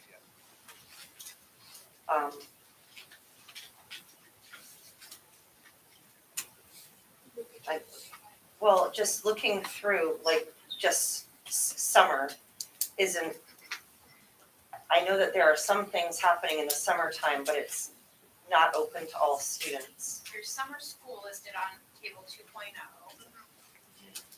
And then What page is that on, summer Jen? services. 33 of my PDF. Different. So it's not by school, it's from the general. And then there's a summer school on page 42. And in the high school, 45. So moms and MHS, Okay, so that's, it's probably not indicated in that. okay, School budgets. okay. And then will you guys be going, or just in general, maybe not in this year, but like the process you went through with, like field trips, for example, with other things, I don't think I saw after school in any of the, that Ripton had over $17,000 allocated for after school, but I didn't see it in the other schools. Isn't there, because of busing, like I thought it had to do with the bus, like the Hancock bus, the kids can't leave until the Hancock bus can get there. Oh, That's I what I don't thought have it a was. handle on the full picture, but I do agree that those types of programs, should be looked at to make sure that there's, an equity, culture there. it does appear in a few, but I was wondering why Ripton had so much, and then there are some much larger schools that had nothing allocated for after school. So, But then, yeah, there's a line item in the, like on page 34 of, for, what is it, $20,000? Yeah, I think it was. But I don't- In the Ripken program, which. Yeah. Yeah, can we have 17,000 at the other schools too? Each school? That'd be, So we that'd be amazing. We do have, and I think we've talked about this a few times, an ESSER funded position for after-school programming that we're currently in the process of trying to hire. That person, the goal was going to be for that person to come in and look at and figure out how to build sustainable programs in ACSD, summer school, and after school. So we are currently in process with that. A lot of what we currently have, and a lot of what you see reflected in this budget, some of it is 10 or 15 years old. That has been, it's a tradition at a school, and it has continued. So we are at the point as a single district now of really like trying to figure out how do we do this for everyone. It's definitely a need we've heard from the community many, many times, and we're kind of on the path to get somebody working on that so that we can look at how can we make that a sustainable program financially, and then obviously kind of instructionally, pedagogically, experientially too. The process that I imagine is that all of these things that we've talked about as best as possible will be incorporated in the final budget book, which would then be something we would vote on next meeting in a week. Is that my understanding? So next week, we're not gonna have a 2-hour discussion on the budget again. Okay. No, I'm just making a point. So the one thing that I will say to that is that the Career Center will not have their final budget meeting until a week from Thursday. So if any of our numbers change, if you vote on Tuesday, ours might change slightly, but we won't meet again until next Thursday. That's happened to us before, where we've adopted. We just had to. Just wanting people to be clear and upfront about it, so that. Has the number changed? Is it holding around 14? I haven't seen the final number. I was told that some teachers that had single plans went family plans, so that kind of changed things quite a bit. And then others went the other way, so not quite enough to balance it out. So things are still changing. So we'll look for the updated budget book end of week. Yep. So that everybody can be prepped for Monday. So if in reading it, you see, wording things, whatever, because we don't want, should we send those then to Matt ahead of time? And me too, yeah. And you too, Yeah. okay, good. That way, But at some point, To be there's an efficient. end to this process. Totally. Yes. Yeah, Totally. so, you know that, okay? yes, but that way, if you have, if you see something. I know needs that, to be but we're corrected. talking about wordsmithing and things, which, yes, may be important, but at some point, you just gotta vote on it. I just don't wanna see this drag out, so that we vote on this particular budget next week, because we have other things to do on the third meeting this month. And our meeting is next Tuesday. Yeah. Next Yes, Tuesday. not No, Monday, Monday. not Monday. Tuesday. All right, moving on. Yes, so, well, we're free to go, except for Ben. No, really, we're out. Except for you, because we got 2 things that we do first. Hi, thank you. Can we go to the, okay. Do we want to talk about announcements? Yeah, let's do. We're gonna do in succession really quick, because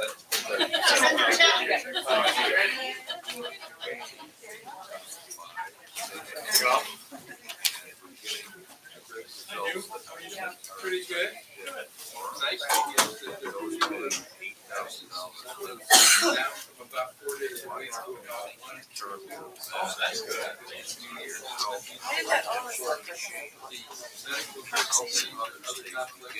I mean, all of us that I said we're gonna move on, now all of a sudden, open conversations. I think it's three things. Oh, okay. Okay. Let's just keep, as these guys are filing out, let's keep going. Right. Okay, so, Announce tuition. um, so Matt's gonna, take us through the next two items. These are things that you all see every year. One is the announced tuition rate.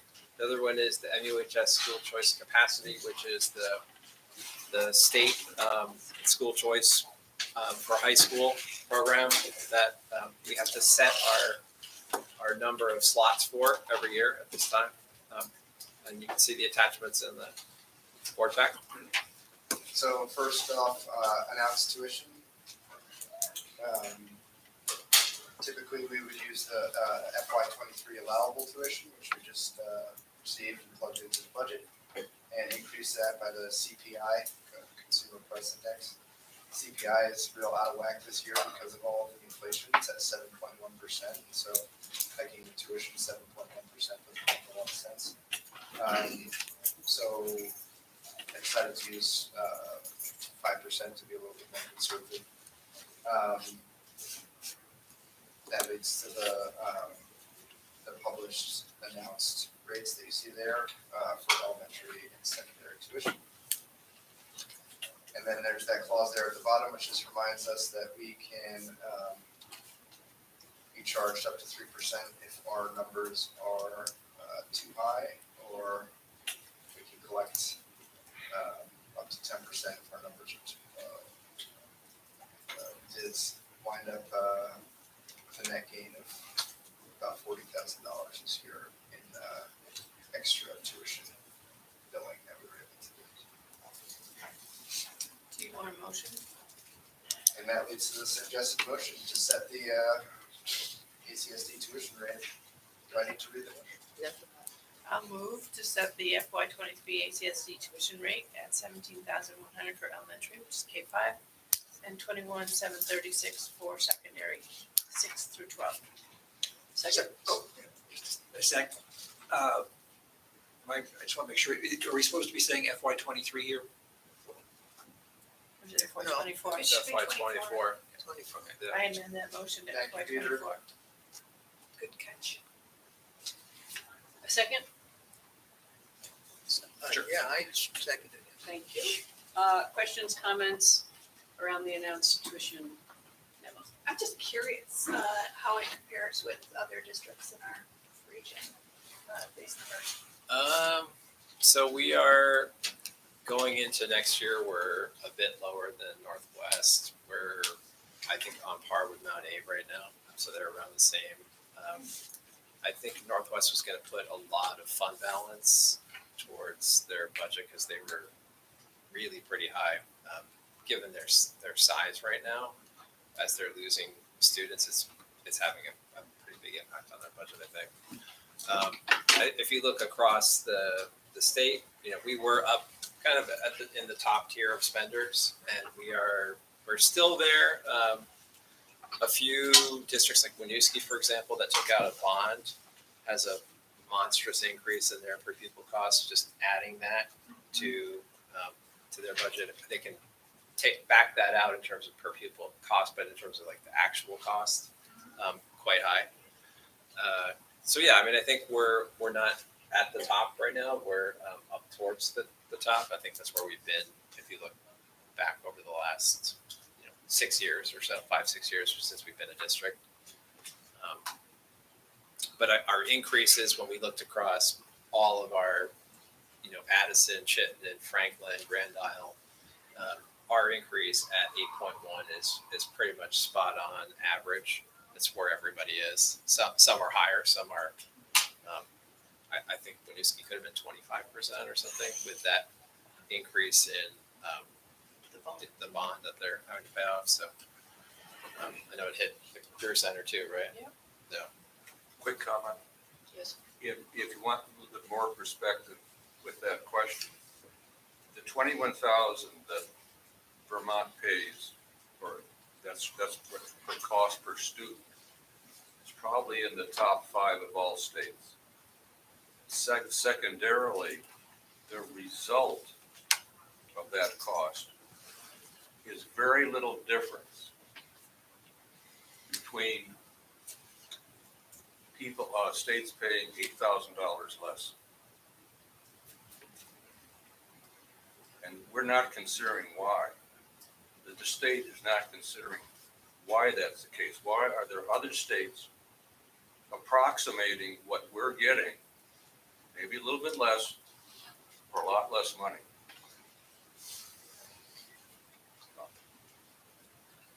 I would argue that we do know why, but we're not able to make those changes. We tried to make those changes for the past 5 years. And One of the community changes didn't you want can to. make is if there is a mandate comes down from the state for a change that's gonna cost money, that the electorate say no unless you fund it. Somebody still has to pay for it. I still, Logan showed you the indicators. What are the drivers? If we don't Matt have showed as many you that. students. Matt showed you Oh, Matt, I'm sorry. What did I call you? Logan. I'm so sorry. I've been on the board too long. He showed you the cost drivers, and so we're very rural. We have a very low per pupil to student to teacher ratio.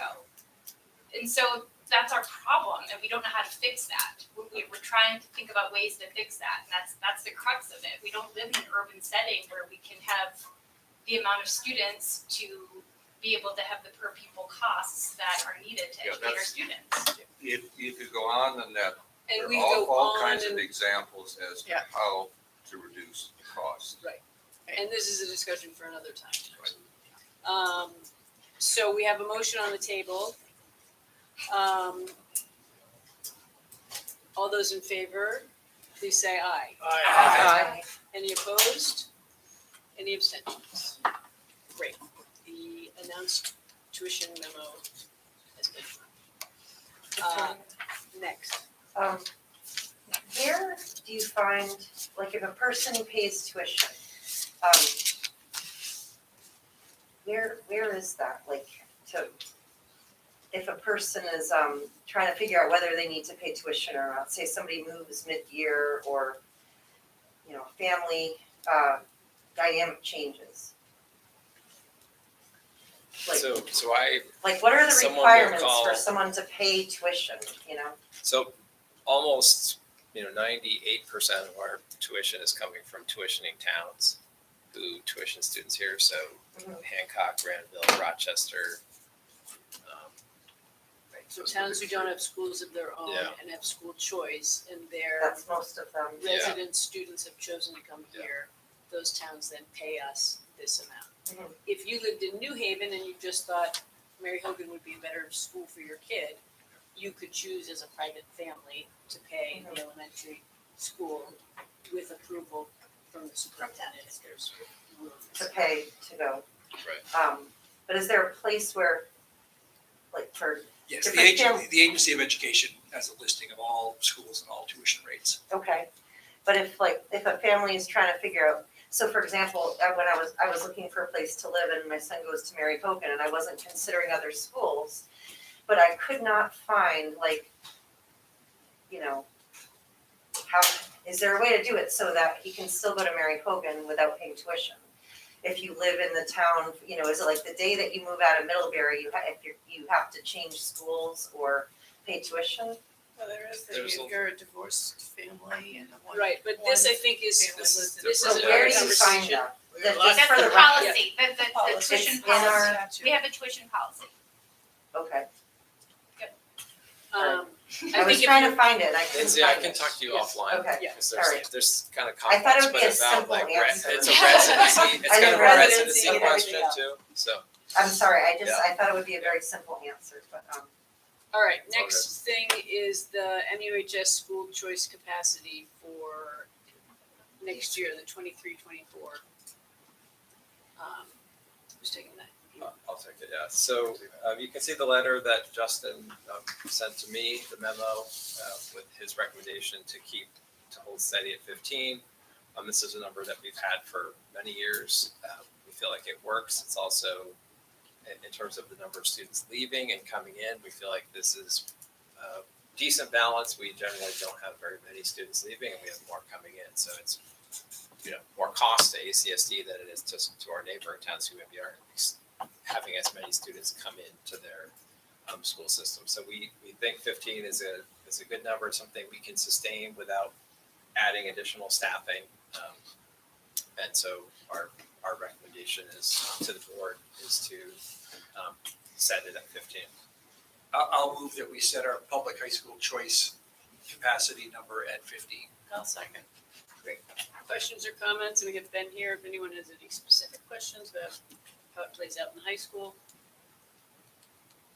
No questions. You were saying there's fewer that tuition out to other high schools. Right. Is it like Mount Abe, CVU? What are the other? Yeah, CVU I think is harder to get into. I mean, they can automatically go to Mount Abe because they don't hit their max. Is there max 15? Is it like this? I think it might be 15. There's also, you can set a limit of how many can leave. And I believe Do we have that? we don't, because we don't have enough students leaving to Oh, set a limit, but Mount Abe might, I'm not positive. But yeah, we're I don't know how many, do you know, Ben, how many in a year? It's probably like two, 3, that's kind of like a general number of students that might, find a better fit for Jens or Mount Abe. But it's generally those two. Okay. Not as much going south as usually going north. And I know there's a couple of programs that works better if you transfer into the school. For example, Walden at Virginia. Students will go there just to go to the Walden program rather than stay in Middlebury because it just makes it administratively a lot easier. So I'm pretty sure those students fall into that. That would make sense. Okay. Why is the sophomore number so much higher than That's just kind of how the cookie crumbled. No, I mean, it's just how every year a certain number apply for a certain number of openings. So, those 7 will graduate and then there'll be another number. But it really is kind of dependent on what the grade level is of the students. We don't set, we're gonna only allow in 5 freshmen, 2 sophomores. This is totally random. All right, so there's 4 is set. Because the 4 would be to 15.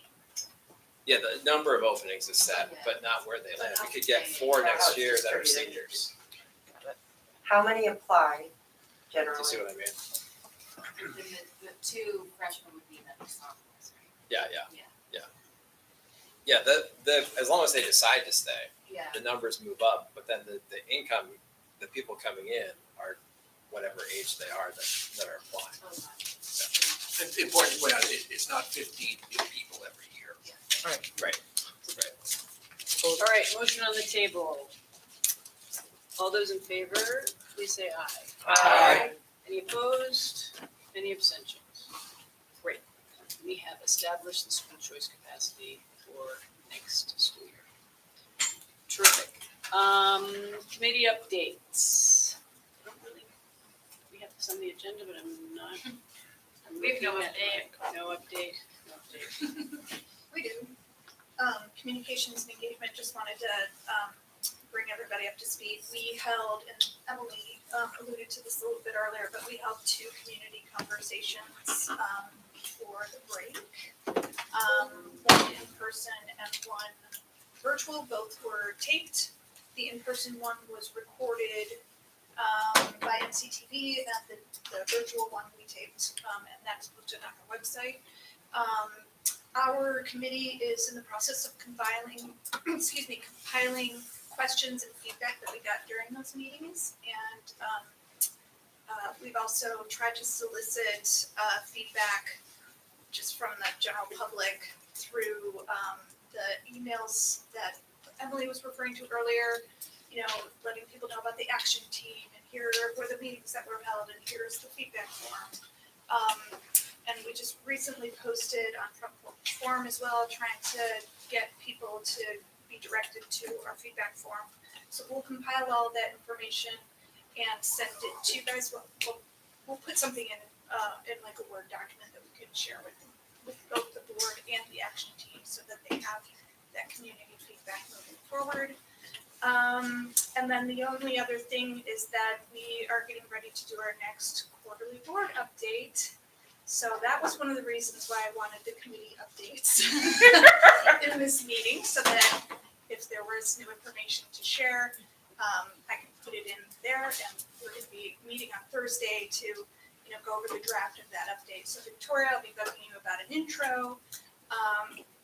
Basically, I'll just be putting, using the same format that we've done in the past, and just checking in with committee chairs to make sure that what we've drafted looks about right, and then we'll share it with the board and have you all just take a look before it goes out. So, if you have any anything that you think wants to be added, just circle back with our committee. Thank you. Victoria? Yes. On finance, we did meet, okay? Barbara was not there, Steve and I were there with Mac and Peter, and we basically talked mostly about the finance and where we would place it. So that didn't come up, that would have to be on the warning, obviously, as part of the warning, so I don't know whether, basically, we said we should apply it toward the capital fund, right? Capital Reserve Fund, which would be about $1 million something, I forget what it is right now. But- And that was partly because we're undecided yet as to how we're gonna go ahead with bonding, if we're going to, on different projects, and we needed some cushion to deal with some of this. Now, obviously, because we didn't have a threshold that we had to deal with, or a huge increase, as you mentioned, Northwest may having, we obviously don't consider putting it, giving it back, so to speak, as people say about it, meaning applying it toward as revenue toward the tax rate. So, And we have historically done that. yeah, we've Every always year, done. we've always rolled it over into capital.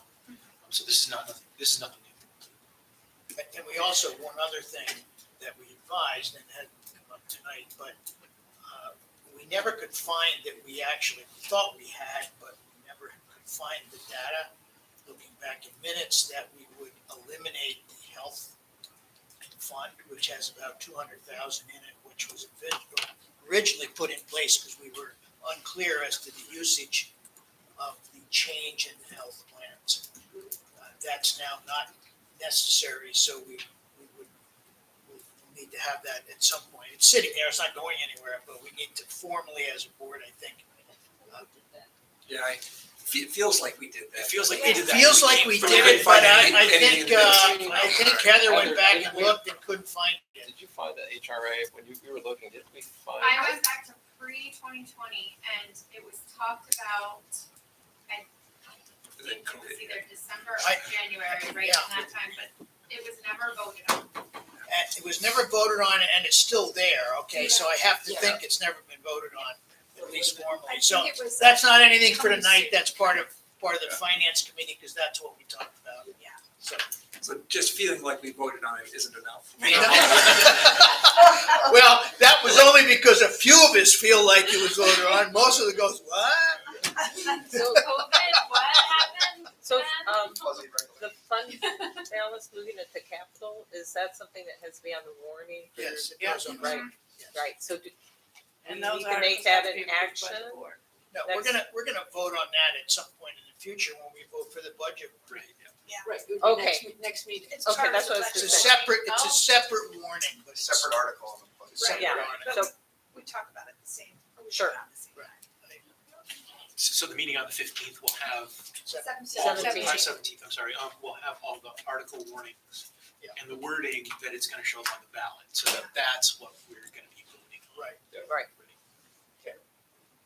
And our plan was gonna present that 1.5. Yeah. No, I know that, I'm reporting it from Perfect. the committee part, Right. because in fact, that leads up to that next week, so. All right, before we step into our next discussion, do people need to take 5 minutes to use the bathroom or anything, or? We're good, okay, all right. I had to. I'm already dehydrated. Figured I'd give everybody else the opportunity too. Thank you. Okay, so, the charter revision discussion.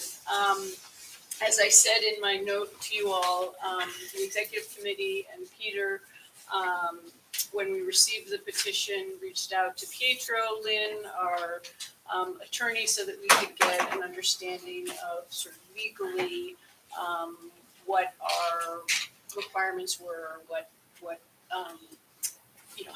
how we were legally bound to deal with the petition. So we sent you, I hope everybody's seen the petition, as well as the South Burlington School District versus Skiff case, which is what Pietro sort of pointed us to as being a similar sort of case. And then I thought I included the rights to reject non-binding advisory petitions because I felt like that was a better explanation than sort of trying to decipher the actual case. And then Mary Heather followed it up with more good information, I thought.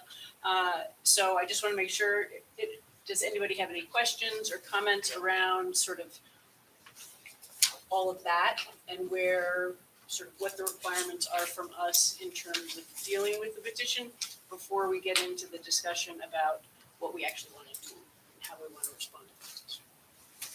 I do have a question. Yep.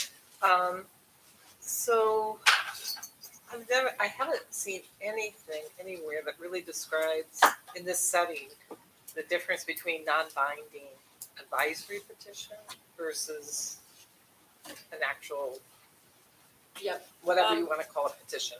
Pietro and Suzanne or Mary Heather, Peter Yeah. jump in here too, but Pietro sort of described it as binding is a ballot item.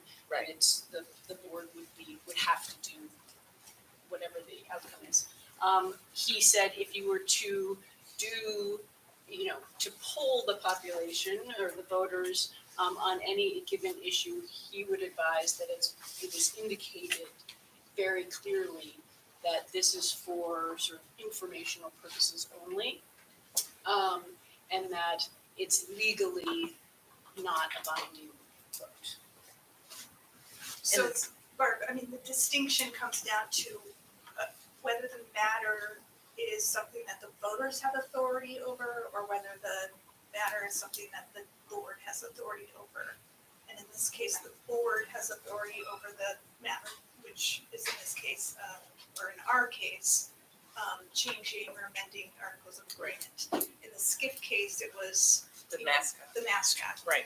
But, and so it's a non-binding petition, because if we put it out there, there's no legal obligation for the Right. board to, Yeah, and I had just never really Yeah. seen anything that described yeah. the difference and what our choice is if Right. we have a petition. Can you then turn it into a non-binding advisory, ballot item? Right. So that was where I was kind of like scratching my head because I didn't know. Yeah, I think it's up to the board Yeah. Okay. to, if we Yeah. decided that in fact we did want to poll the population. Right. Then it would be up to the board to put language around that. Right.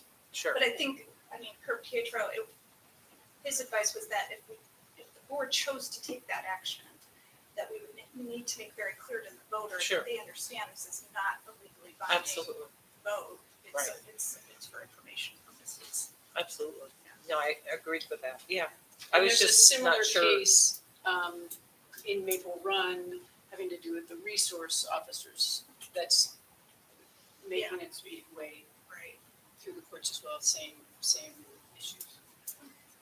So, maybe you don't know the answer to this, but just for clarity's sake, if Article 14 were explicitly on the merger ballot, would it then be the purview of the voters? Like, what makes the charter revision, because all the voters voted to pass the charter. Right. It's, So It goes back to how the original it has to do with there being a specific article in the original warned articles of agreement that specifically says amendments can only be done by voters or what have you.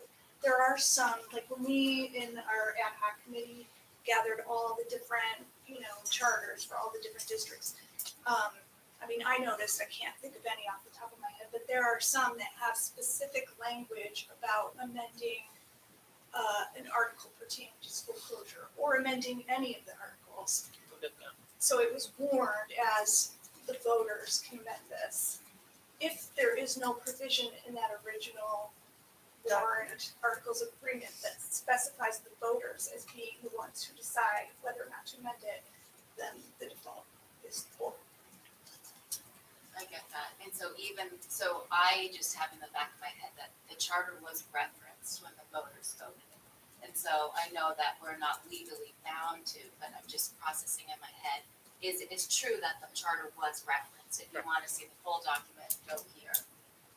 Yes, but the No, I issue get of it. whether or not it's It's not, it legally wasn't binding. explicitly. It doesn't say in order for these articles to be amended, it must be voted on by the voters. Right. And so if it And doesn't that's say the- that, That's the language Yeah, I that's guess. missing. that's the language, I mean, and that's how it's explained in section 7.2.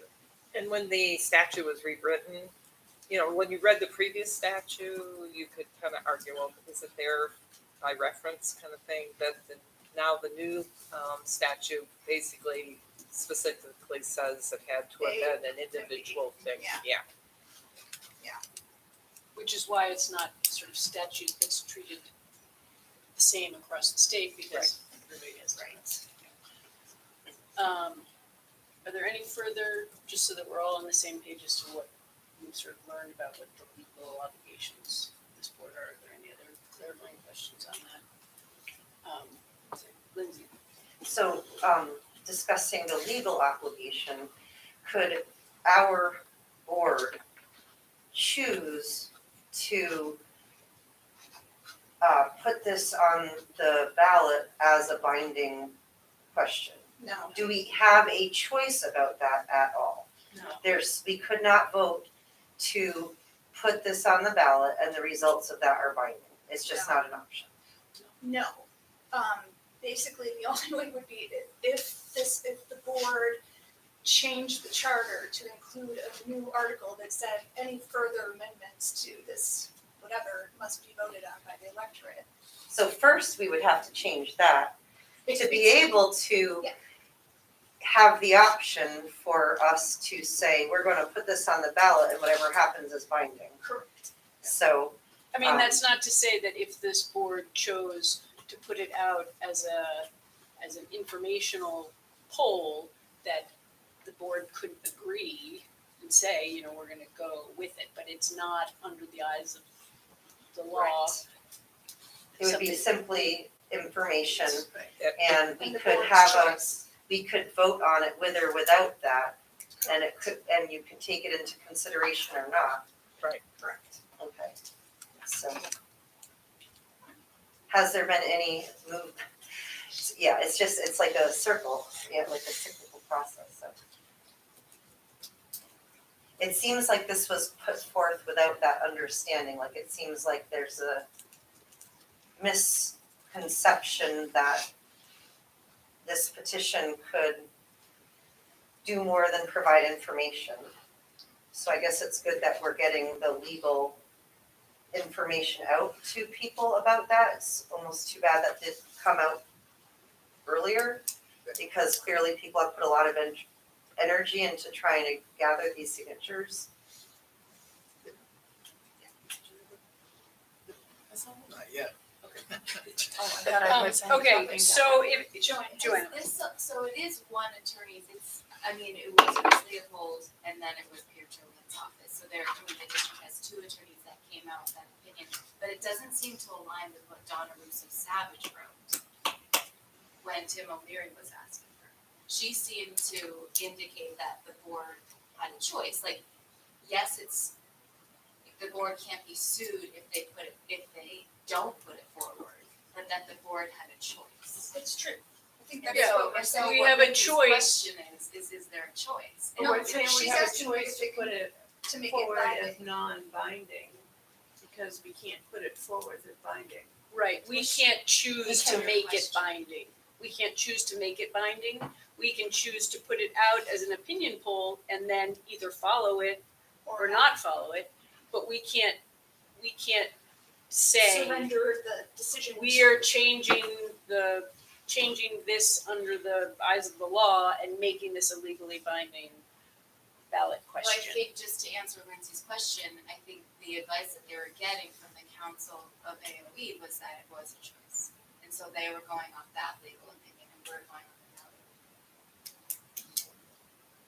Does that help?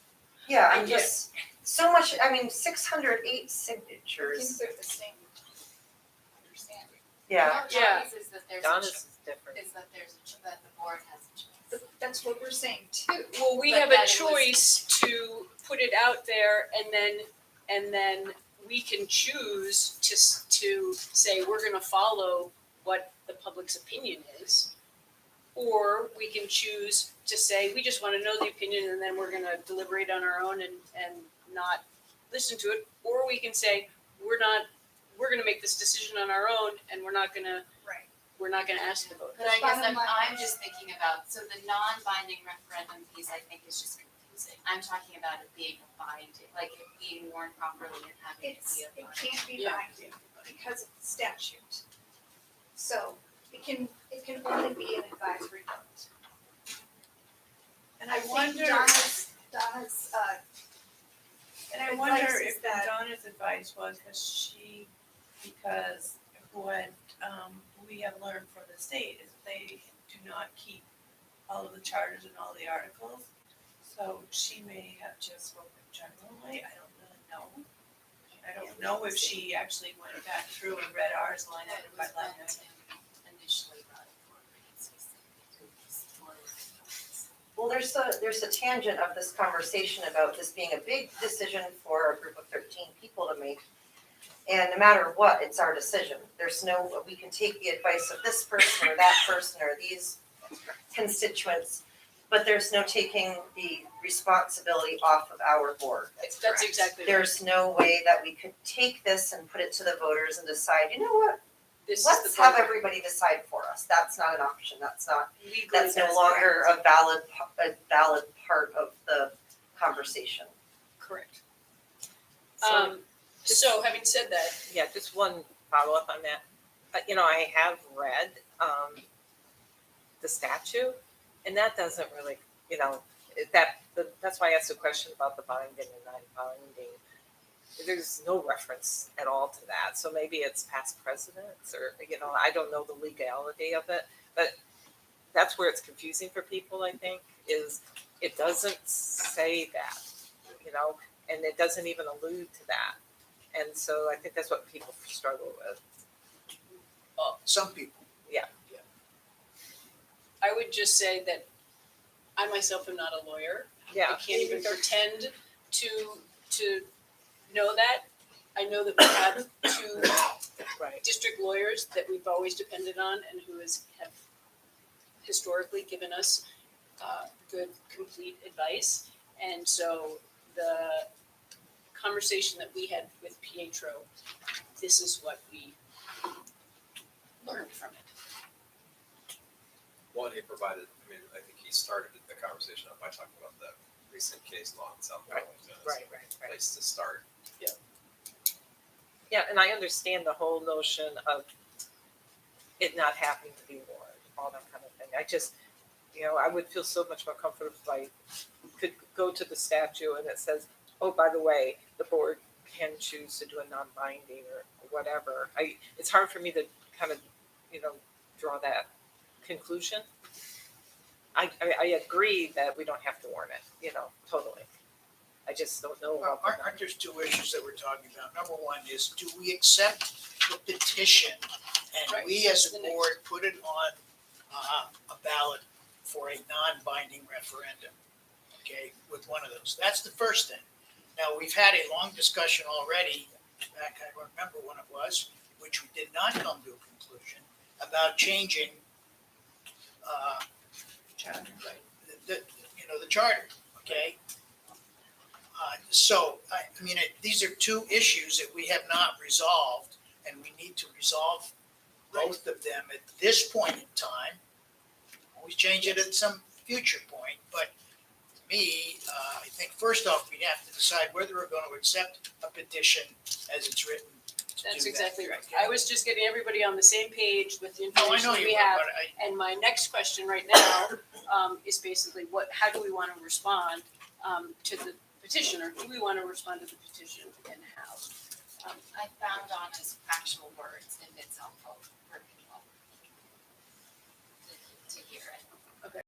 So in general, and there are caveats, if an issue is included explicitly in the original warning to create a new union school district, such as the manner of appointing board members, then only the voters can change the article. If it is not included in the warning, then the board has the authority to do so on its own, although it may decide to send the issue to the voters. Amendments are warned for a vote of the electorate, just as any other warned question, either on the board's initiative or by a petition of the voters. And then she goes on to explain that in 2022, it was, with Act 176, so she even refers to the new act, but then also includes amendments that if it's not included in the warning, the board has the authority to do so on its own. So it seems to me that she thinks there is a choice to put it forward as binding. But and she sent it to the whole I board. don't think that's consistent with section 722. I just think we gotta be careful, we don't know the full context, we don't know what research she did, or would she say, I was speaking generally, whereas we've got our two attorneys that we use to give us our opinions, that I think that's what we need to fall back on. What I don't wanna have happen is we end up putting a lot of energy into some type of lawsuit where we're about, a word or two, or, is this binding, is this non-binding? I feel like we have so much that we need to do, and I don't want this to sidetrack all the other issues at hand. I think, ultimately this is an important thing, but, looking at the SCIF versus South Burlington, it's like that came up. I wonder how much energy that diverted from the students and the work at hand, and it just pains me to think that I don't wanna go their down that budget road. went down on that article, on that issue, so it was a big issue for them. Yeah. South Burlington never voted their budget down, but they did that year. Oh, We can't control who chooses to sue who. Right. I think we can just do the best that we can do. We have The best our advice we have. legal advice, and I think that's what we move forward with. So I think the question before us is, do we want to respond to the petition, and if so, how? My feeling is that we've been elected to do a job and make tough decisions. We have all the info. We all have the whole district in mind. We also have the statutory responsibility to make the tough decisions. If we act on the petition, we're setting a precedent for petitions that follow. I believe this group needs to be the ones to make the decision on whether the articles should be changed or not, and if so, how.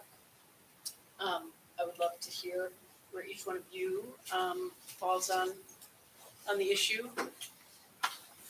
I'll start. Petitions, I think, are the wrong way to go. I don't care whether it's this issue or other issues. Because we are a representative democracy. We are representing ourselves, obviously, and our constituents as best we can using common sense with the data we give to make a decision.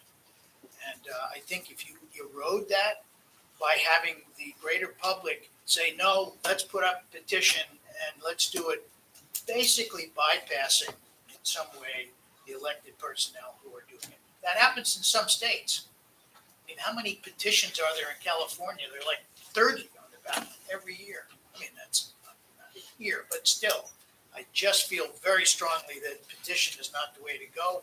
We should be not accepting the petition, and we should be still deciding if we're going to, as the board, going to change the charter. Potentially in one of the two ways that was stated actually on the petition. So. Anyone else? I'll speak. So, assuming, I'm going to speak in terms of it being a non-binding petition, okay? Since that's what's come in front of us. I see no harm in doing a non-binding advisory petition. Our towns do it all the time, and I've done a petition in Shore on an issue several years ago that basically is a way for the electorate to weigh in on an issue. So I see no problem, and I don't think it undermines our powers in any way, shape, or form. It just informs us of what the thoughts are of the people that we represent. And, we could choose to take the results and then tweak it even differently. But at least we know what the constituents are basically saying. So I agree, it might change some, when we, have our, come together and decide what we want, or maybe we don't change it at all, but we do know what the constituents are saying. So I don't think it in any way undermines our role as a board. In fact, it's a vehicle for the constituents to give us input.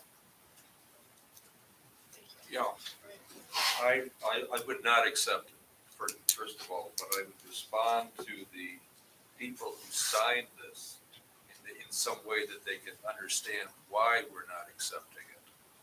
The board owes a response, that's my point. Yep. Now, the other thing is,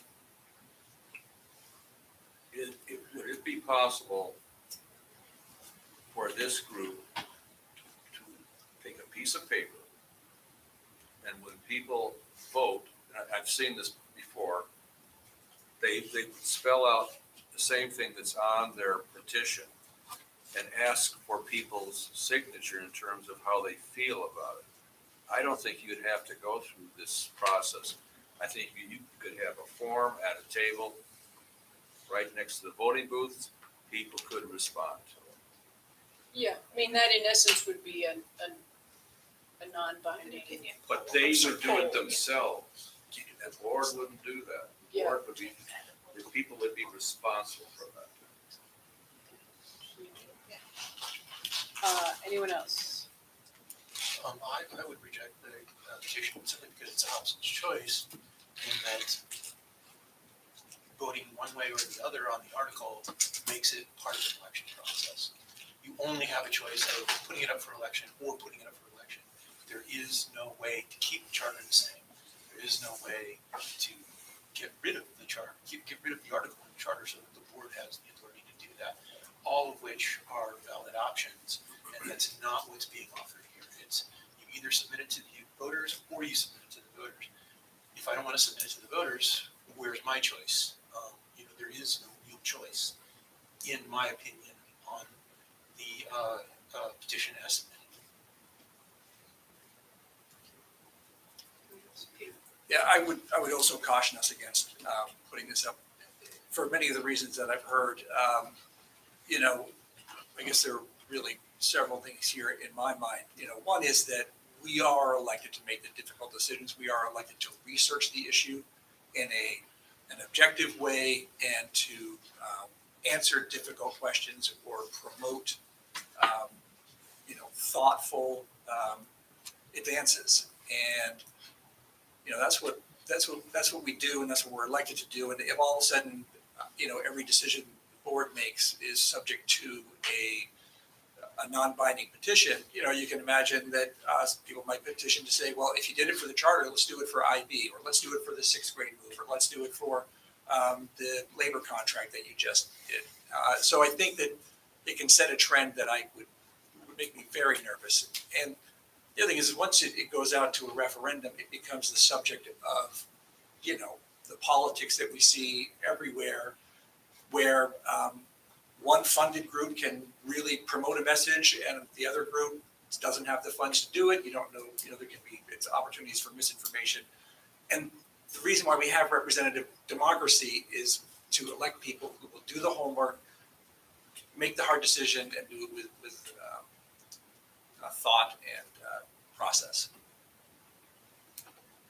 I think I said, when we heard from Pietro that, and I know I said, that there's a definite piece of disinformation, maybe, I don't even know if that's the correct word, but for people to understand what the board's responsibilities are and versus what the public responsibilities are. I remember when I first got on the board, someone said to me, well, the public's responsibility is they vote with their feet. And first I was like, they vote with their feet? You don't vote with your feet. And then I was like, oh, yes, they do. Because they have to walk to the polls, and that's where they get to have a say in running of the school district. But the other piece is as Brian says, you know, there was a lot of effort and energy and thought that went into it. But to help people understand what is the board's responsibilities by statute and what we can and cannot do. And knowing that, I would never have known when we wrote those articles 6-7 years ago that we should put a line in there if we wanted to send it back to the voters to change, that we should have it in there. I don't think that was ever a conversation. So maybe that was poor information that we were given back then, I don't know, but we can't make up what's not there. And so I really think as a board, you know, we are here to make those tough decisions. Sometimes those tough decisions are really, really tough, and they weigh heavy on our shoulders for weeks on end, sometimes months, sometimes years. But that's what we were elected to do, and also when we go back into our communities and we talk to our community members, you know, they tell us what they want and what they don't want.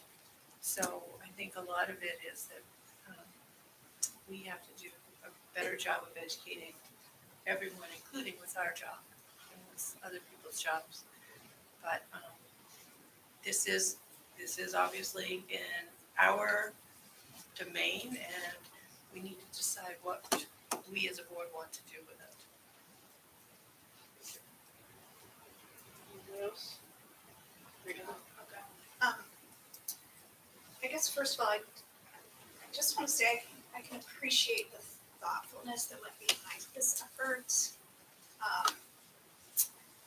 to, you know, try to come up with a solution that, you know, maybe felt right to the board, maybe felt right to the community.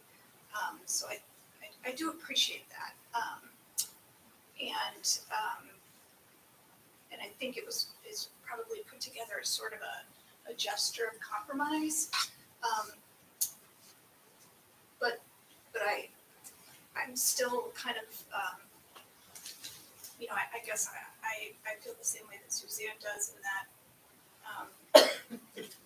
you know, we've been elected to the board. We've had the information in front of us. We've looked to see how other districts in the state have handled this. We've talked about it and circled about it even since before I was on the board. And it just seems like a decision that needs to be made by the board. I think that the compromise that has been made is that the board said, yeah, let's think about changing the articles and let's consider the options. And the options that have been considered by this board are either town vote in addition to the board, or district vote in addition to the board, being the decision makers over closing a school. We're not deciding to close a school, or we're not deciding right now whether or how. We're just deciding who has the authority to make that decision. And I personally don't feel there needs to be much more research on that. I think we just, as a board, need to make a decision on that.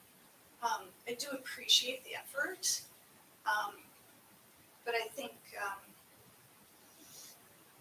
it's pretty clear what our responsibility is as a board, and I think we have the information to make a decision on this matter, and that we should, so that we can move on to the other more pressing things that Lindsay mentioned.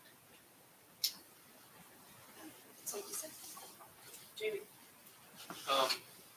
I've thought a lot about this, as all of you, and I've wrangled my head over it. When I first saw the petition, I was surprised. I guess I found some of it odd, to be honest, and I was even uncomfortable with some of the way I thought that it could go. And nonetheless, from many of the reasons that a lot of people are rejecting this idea. I guess I find myself accepting it in a weird way. Like, I think that, you know, we are, everyone keeps saying it, we are elected to some degree to like, help give voice to people in our district. And knowing what people think on this issue in some capacity as a vote is data that would be useful to us, I think, as we make that decision. We are voted to make hard decisions. This is a hard decision. And frankly, I think putting it on the ballot might be an example of making that. We are not apparently relinquishing our authority to do anything. And so that's not really in the balance. And so, you know, for those reasons, I feel like I would support going, you know, support the idea of the sort of informational thing on the ballot, even though there's somewhat confusing. I have somewhat caution and trepidation about that, but I think that's where I'm standing right now. Thank you.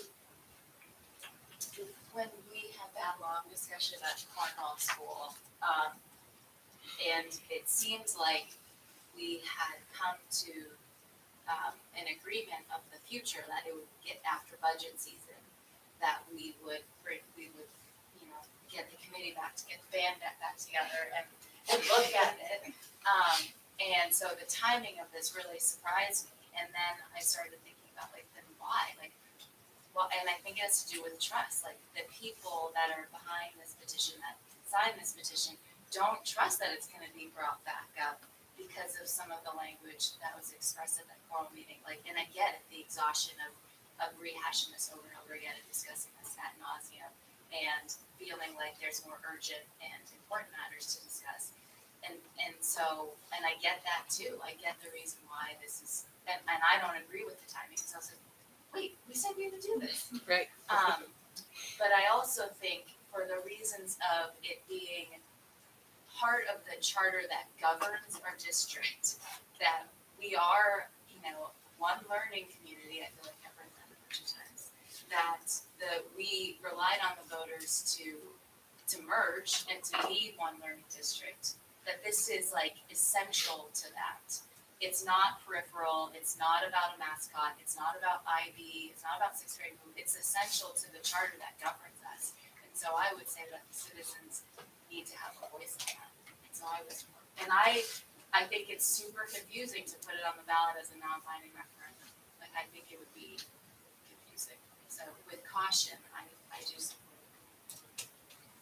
Thank you. Well, we're not heard from Lindsay. I am interested in what voters have to say, but I don't know if this is going to get the information that I would hope to receive. Because I'm thinking of myself on election day in the gym with all these slips of paper, and most of them I have no clue what they're about, and they're a little bit confusing, and I'll read them and I'll reread them, and I'm like, wait, what am I voting on here? And then ultimately, sometimes I just check a box. And I can't be the only person who does that, you know? Like, if you don't really know what's going on. And I do think putting a non-binding informational element on to the voters is, it could be very useful, but I think it's going to be confusing. Also the timing. I agree with what you're saying about the timing. It was clear to me that we weren't ready to amend anything, and that there's a third option that could be added to this, like we just status quo, we just leave things as it is. And that's not included here. You know, I am interested in, because within our board, it's very close. When people voiced where they stood with it, it was very close. You know, there were people, and so I don't think I don't know what the right way is to get a a temperature for what our constituents feel, because we have very, very loud voices who feel one way, and we have people we just aren't hearing from and we're never gonna hear from them, or maybe they just check a box and they're not really sure what they're voting on. Oh, this looks good. If Maybe they can't read the ballot because it's in English. maybe, yeah, exactly, because it's in English, because they just worked a 12-hour shift and they just, because their kid is yanking at their leg. Mom, I'm hungry, I want a yogurt too, like, let's go, and it's just like you just check the box. But I am very interested in what our constituents feel on this matter, but with the other third option and possibly other options of status quo. But without educating people before they say what they want, I don't think we're gonna get that information. But and if we're not ready to amend it anyways, is now the right time, If we're gonna have people changing within the constitution of our board. And this is something that we could put to the voters as a non-binding question, but there's other ways to go about it too. We have amazing Emily who does the communications and engagement, and we could engage people on this very issue. Not that she wants to add this to her list, hey Emily, here's another job for you. What do people want to do about this, But I think it would be really confusing to put it on the ballot right now when we're not ready to do anything about it. And without having the other options on there. That being said, I'm very interested in what constituents say and how they feel on this, because I don't think there's clarity within our board. If we did a vote right now, I think it would be really close one way or another. Well, we may do a vote. Yeah. Yeah. Jen, you're the only one in there. Thoughts? Yeah, I didn't really have a strong opinion coming in, so I've been trying to listen to everybody and I value what everybody said. Kind of gone a little bit back and forth, I'm a big data person, so collecting more information would be great, but I totally, like what Lindsay just said, resonated that you have to, in order for the vote to mean something, they have to know what they're really voting on, and are we going to be educating the voters on what this really means, and so would more of an engagement make sense? So I guess that's where I'm leaning, and and thanking the petitioners for this creative solution and for prompting us to explore this option further with the community and really understanding better how our community feels about this, in addition to the responsibility that the board has to make this decision. Just like any decision we make, we would solicit input and then ultimately make the decision. And so because we are so close, and the numbers are so close that we're not quite sure, it's not an obvious choice. Soliciting some more information, I think, would be a valuable process for the board to go through. And given the work that we're doing right now, and like we had said at Cornwall, we were going to do it after the budget season, I feel like that might be the best option to kind of take this on and really thoughtfully think through how we want to collect more information from the community in a way that makes sense and can inform the community, not confuse the community about what exactly those votes were. There's a lot I would I guess I shouldn't have been sick.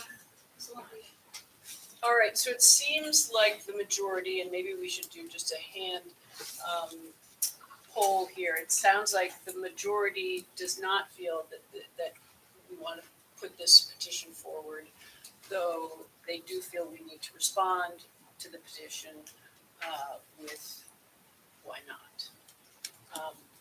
Is that what I'm hearing from the majority of this group? And perhaps clarifying what our next likely steps might be.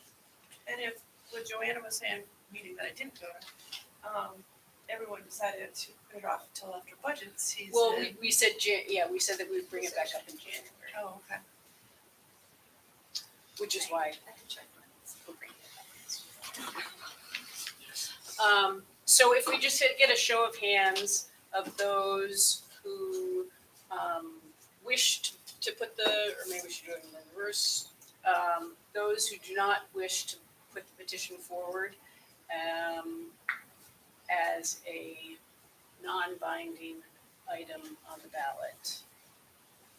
So those who Could you, decide. could you clarify? Because you said, first you said yeses and then you said noes. So let's have a clear motion. So please. let's, yeah, well, it's not really motion, this is a Oh, poll, okay. just a Oh, poll, sorry. just a poll. Non-binding. A non-binding poll. You're not allowed to do that. Yeah, right. Where's the legislation?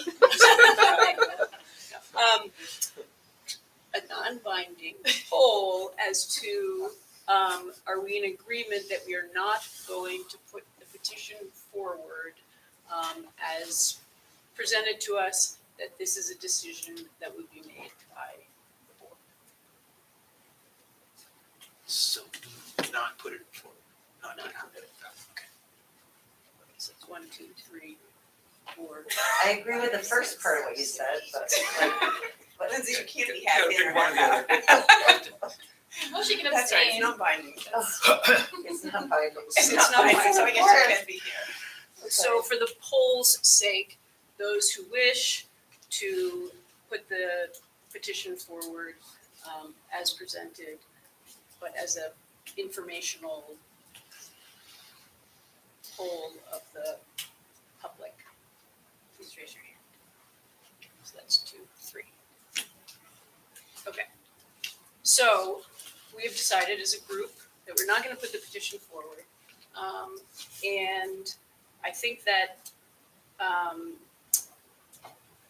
having made that decision, basically what we're saying is that this board needs to make this decision.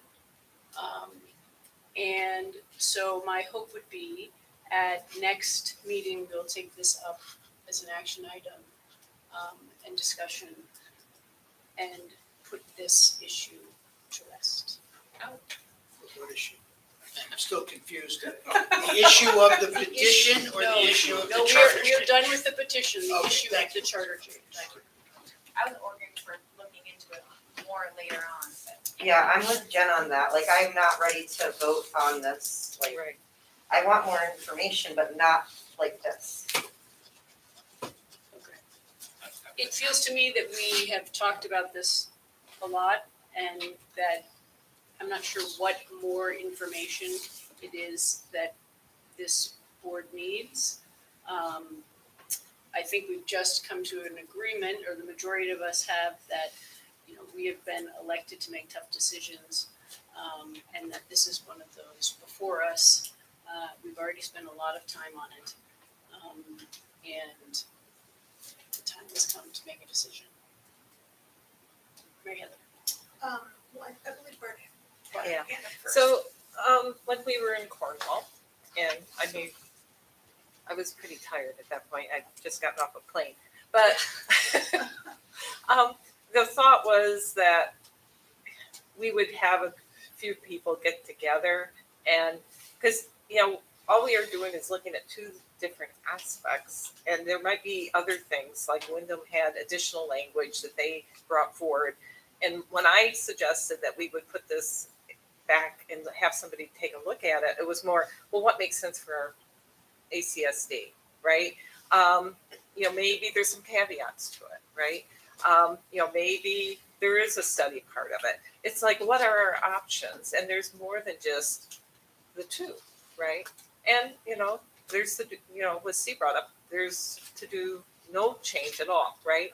So I would, before we had a vote, I would love to have some time with, you know, a few people to like, okay, here are kind of the different slices that we could look at. Did we do that? No, we just did, the committee didn't bring forth the slices. It was just this or this, right? And there's other options. We brought forward all the various options. We went through the options, but we didn't bring forward A We recommendation. were, A recommendation. because we were not charged to bring forward a Right, well, recommendation. maybe But we need to be but we charged with presented the range of options that school districts in Vermont have utilized. Yes. All of them.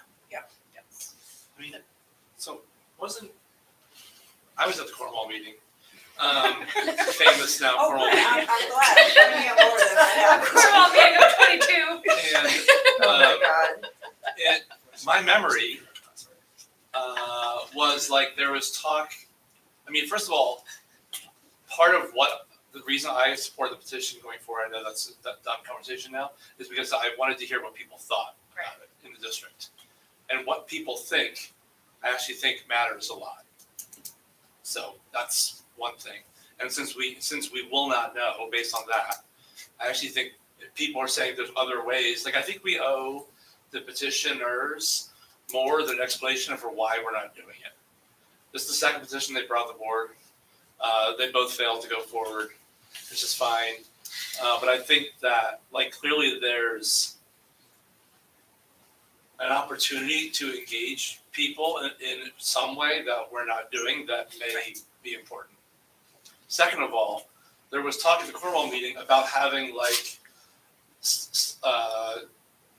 looking into the criteria for why a school would be closed. Right. For example, there'd be time devoted to a rationale for why a school would be closed. We haven't done any of that. But that's a process, so. But we Right. what we said was, and I actually think you made this point from Zoom. Wasn't that you on Zoom that night?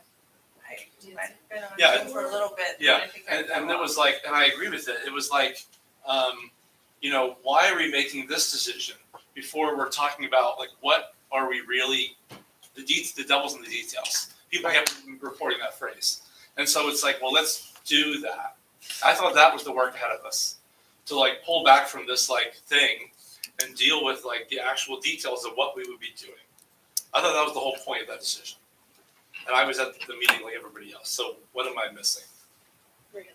I agree, Jamie, that there was discussion about having some kind of procedure document or having people come together to look at the specifics, whether they be criteria for keeping the school open or criteria for closing the school.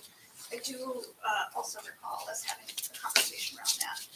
And, but I think the decision on whether to close a school and how to do so is a different thing than deciding who has the authority ultimately to agree on whether or not to do that. I think those are two separate things, and I don't think it necessarily makes it any better to try to iron out all the ins and outs, specifics on the granular details of what is a school that is just not meeting the standards that our board, wants to uphold for our students, versus just determining who is the decision maker. Those are two separate things, and I think that a decision can be made about who's the decision maker, and then the decision makers can get together and talk about how that decision would be made. But I mean, right Yeah, now, I would we're the decision makers.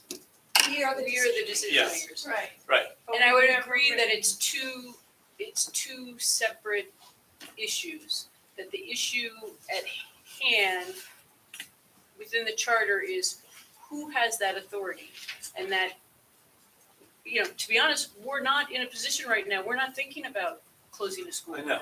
And so those details about what are the criteria for closing a school can come later. And the question before us right now is, who has the authority to close a school? Is it the board alone? Is it the board in a town vote? Is it a board in a district vote? So, That's what keeps getting brought back up by petition. Who has the authority? Who has the authority?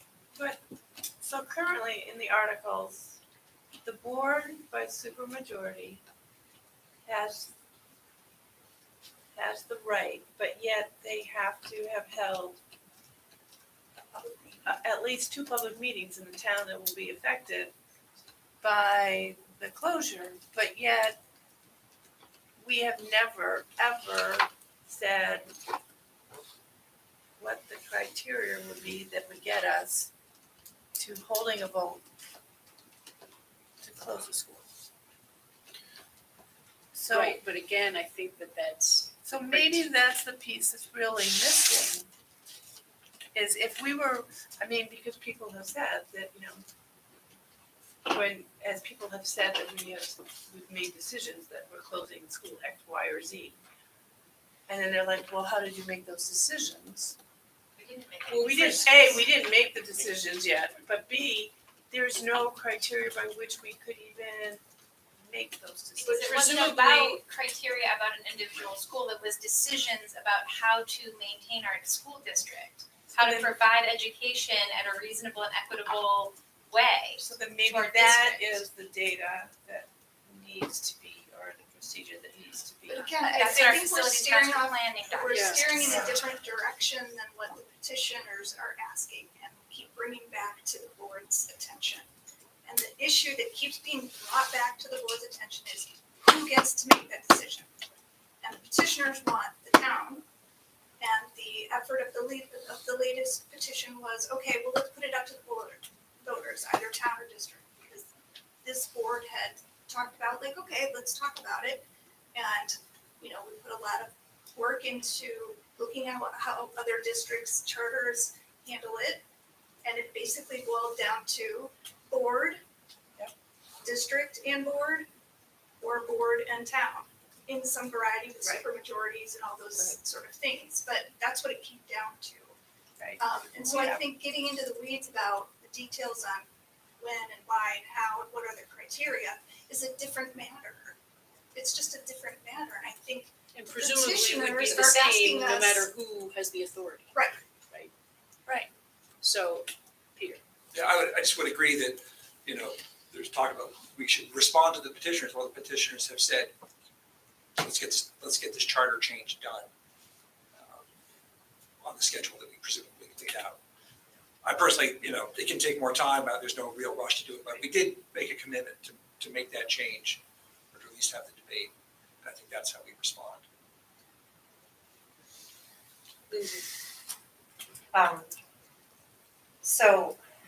If, I agree, like, there's a lot of decisions and things that would come after, and it is a separate thing, who has the authority versus what would trigger it. And Mary Gill had some really good points when it came to that, I don't remember what she said exactly, but it's too bad I remember specifically that night wishing that Peter Conlon, you were there because you had sort of shifted. At the Cornwall meeting, I was not there. You were not there, but you had alluded to, leaning on the side of the town versus the district, which is different anyways. And today Mary Gill's not here. And she had some very eloquent words to say about the why instead of the how. But in my mind, the first big question is will it be changed or not? At all? Are we gonna just leave it as is, or are we going to change it? And if we would vote to just leave it as is, that's not to say that in the future, a different constitution of the board couldn't decide to bring it up again. But it's not clear to me whether we've agreed to consider changing it, but we've never had a vote to change it. Are we going to change it, revise it, or are we gonna leave it as is? If we were to vote and we decided that, yes, we will revise this, then I do think we need to wordsmith it and spend some time on it. And if we are agreeing to change it, it would come down to board and town or board and district. But would it be supermajority or majority for each of those parties? And would it be binding or non-binding? We could certainly have a vote of the town or a vote of the district. But we could have a non-binding vote of either, or we could have a binding vote of either. We could have a supermajority of either. So I think that the specific words that we put forth for this board to vote on is very important, because I would vote differently with each of those criteria. And if you lay it all out and say, well, and you do all the different variations, you're a math person, what would that be? Like you have. I can't even say the word. If we just have, what is it? Would it be, I don't know, 4 different options? I don't know, I can't think straight this thing. But yeah, to me, it would be very important, it would be really hard to vote if we didn't have those words May I ask what we're specified. trying to resolve right now? And is there a board action on the table. There is no board action on the table. What we've decided is that we're not bringing the petition forth. And we got a little bit sidetracked because I had said that I was hoping that next meeting we would be able to warn and take action on the articles of agreement. Could we warn and take action on simply whether or not we will be changing it? Without Well, I anything think that because specific about the some language? people, if it's changed one way, would vote that way, but if it's not gonna be changed that way, then they don't wanna vote on it at all. Yeah, that's That's where we, that's how we ended up here. Yeah. It just, I feel like nothing has changed since the time that we said, we're not gonna do this. Nothing has changed. And so why would we do it again when nothing has changed?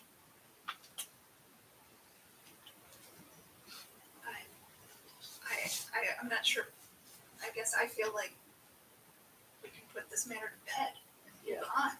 But we already, there was significant discussion and for the reasons why we didn't want to do that. Right. And we all basically at that meeting agreed that that was a bad idea. In that meeting, because it was late and. And nothing all has that, changed since then. Well, now we start our meetings at 5:30, so. We have an extra hour. And we have 3 a month, so even more time. Well, we do know more, things have changed. Hey, guys. We do know a You're little out bit. of order. Yeah, Yeah, so to be honest, back in Cornwall, the reason that I felt that it needed to be not voted on that night is I think it's really important that we have the full language of how the article is going to be changed in front of us. Because there was discussion, does this mean that we're going to lose the supermajority of the board, all this kind of stuff, so that there's no guesswork in what we're voting on. Yep. And so I basically, had you not been the one that said we're not going to vote on it, I was prepared to have a motion to put it on hold because I want to see the whole language. I want to know what I'm voting on before I make a vote. So how do we feel about having the ad hoc committee come back together and work on the motions Yes, that would be cool. over the next, maybe if it can't be done in a week, over the next 2 weeks, so that on our meeting on the 23rd, we're able to take action, have discussion and take action on those. You have 2 ad hoc committee meeting members who pretty much have meetings every single night this week. Right. So, I'm sorry, I have a free night, my maybe boss. the first, how about the first meeting in February be our goal? Let's make it reasonable, or, when does people have time to actually meet? I thought we said we would take it up after budget. That's what I don't- that's what I asked I don't feel like we were for obligated to do this in January. That's what I don't think said we're obligated to rush at the it. meeting, was to take it up after budget. Yeah, Okay, so ad hoc committee, Yes, when do you think you all so would people have are the saying bandwidth to get together budget, and we get together in February. flesh out what the motions might look Would that be like? okay? Yeah, that's We could get I think together it- in February. Yeah, if we can present in February, I think that we, as the ad hoc, can find time Okay. to meet and do that by that meeting. Yep. But we need to be very clear about what our charge is. Yes. We are being asked to You're being craft. asked to craft the various motions that represent do nothing, board and town, and board and district vote. Okay. And what the language around those, and the detail within each one of those motions would look like. Okay, so you're asking for 3 motions? but, 3 motions. so Peter's gonna, I think, Yes. let's see what Peter. I do think, to what Lindsay said, you also need to consider does the board's supermajority or simple majority change? Yes, that's what I mean, with exactly. all of the nuance. Right. Okay, So that's why it all needs to be written down. so these would be recommendations, not, these would be recommendations of the actual change to Article 14. Yes. And what that would look like. Yes. And that would have to include the things about majorities and supermajorities Yes. and all that kind of stuff. So we have 3 potential, Three potential okay, motions. 3 motions. I think the board will change on March, okay? there are lots of people who are either not running or running again, and so there was gonna be a turnover. It would be inappropriate from my point of view to bring it up early in that process of having new board members who haven't discussed it at all. So I think it's really important, if we're gonna do this, we should do this before this board changes, and this board will change a lot. Now, for some people, that may be helpful to their position, and for other people, it may not be, but I think it's unfair to put a new board person in a position of voting on charter change if they haven't had this voluminous type of discussion about it, even if it isn't, even if it isn't just factual, some of it's emotional and some of it is just the way we've struggled with it, right? I think it would be inappropriate to do that, so as long as it can happen before that happens, with the board changes. So our I think first it's good. meeting in February is on the 13th. So just one piece that hung us up the last time we tried to vote, and we sort of had two options. Peter's with me. It's not like we can just say, I'm gonna choose one of these three options. I mean, maybe with a non-binding, like we can go around the table and say, I'm gonna do this one, I'm gonna do this one, I'm gonna do this one, but the problem we had before was Mary Heather made a motion for one of them, and then it was like you had a yay or nay that one, it either had to pass or not before the next one went, and that's my only concern with this So three thought should be given to what order in which option menu. present. Or I don't know how else to handle Well, it. you have to fall back on Robert's rules. Right. Somebody will need to make a motion. And that person may choose a simple majority of the board and a majority of the electorate in the district. That gets voted up or down. And then you move to the next one. Could we have two votes? The first vote, that you craft the language, is it gonna change or is it not gonna change? No, That's what we tried the last time.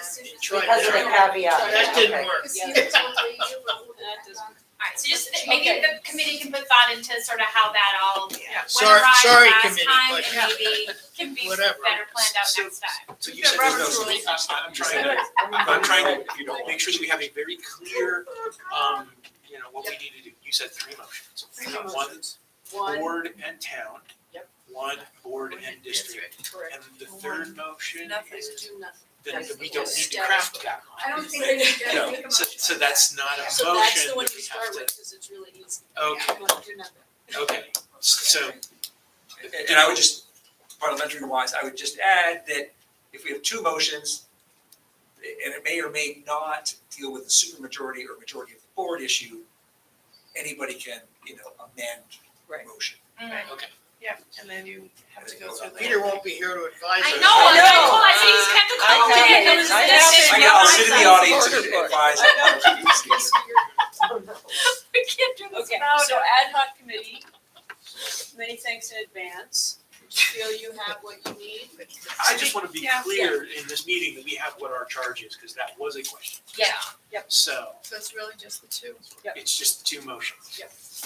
Okay, And so let me just clarify, these are just motions about school closure, these have nothing to do with any of the other this is who articles. has authority to. Well, that's what we have today.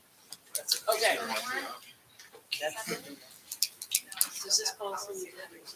Okay. We're gonna move the policy, to next week, or next, Sorry, Nicole. Oh, no. So that brings us to other. Does anybody have any other in other? I do. I have one too. I do as well. Oh, we all do. Exciting. I do too. Mine's really exciting, so. Can I go? Wow. So we keep saying that we thought that we moved the HRA into the Ed Reserve. I actually found the meeting, as I remember February 14th, 22, action item, HRA funds to ACSD Ed Reserve Fund. So it happened. Oh, All right. Bravo. When was that? Right.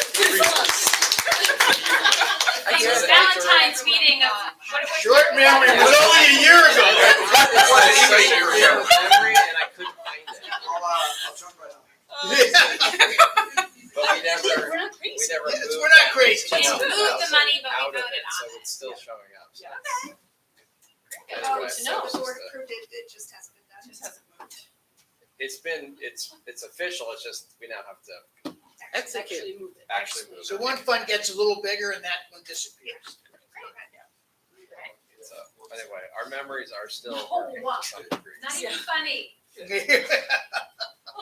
By moving policy, are we forcing Nicole to sit through a whole nother meeting?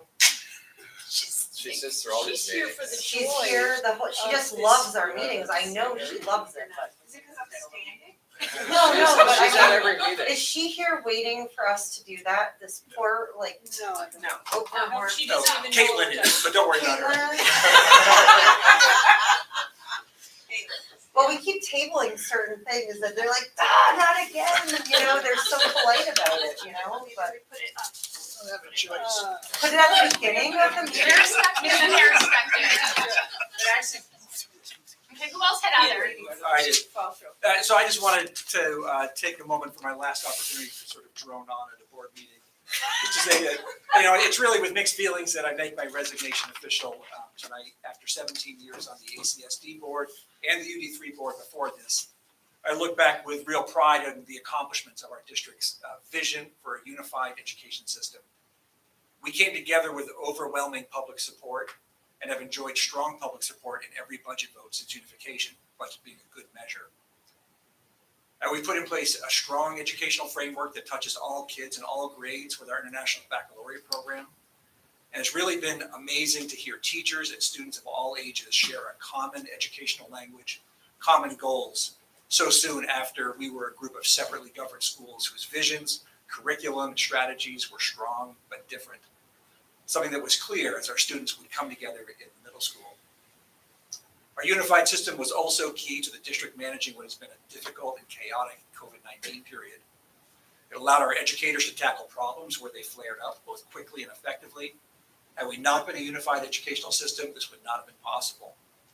Very proud of this board's work and support for our ever-improving system, and even more proud to support our educators that they have managed unprecedented change and challenges. But I will admit that I worry. The ACSD is facing potentially significant change as we prepare for the prospect of a superintendent search that will coincide with what is shaping up to be a significant turnover on this board in March. This has the potential to both change the district's unified forward motion and the culture of the board. Board candidates with financial and political support from organizations seeking to disrupt the ACSD board's work will likely gain more seats. Those folks may be more focused on returning to an unsustainable past than looking forward as one learning community. I just think it will be incumbent on the remaining and returning board members to continue a culture of unity, to continue a responsibility to all citizens of all 7 towns, and to continue the impressive progress this district has made to make it the envy of so many other districts in Vermont. And I hear about it. I sincerely wish you all success and smooth sailing as you navigate some tricky waters ahead. And I hope to return soon as an invited guest to speak about the goings on in the state capitol. I just want to say thank you to everyone for really making this a rich and rewarding experience. I really mean that. Thank you.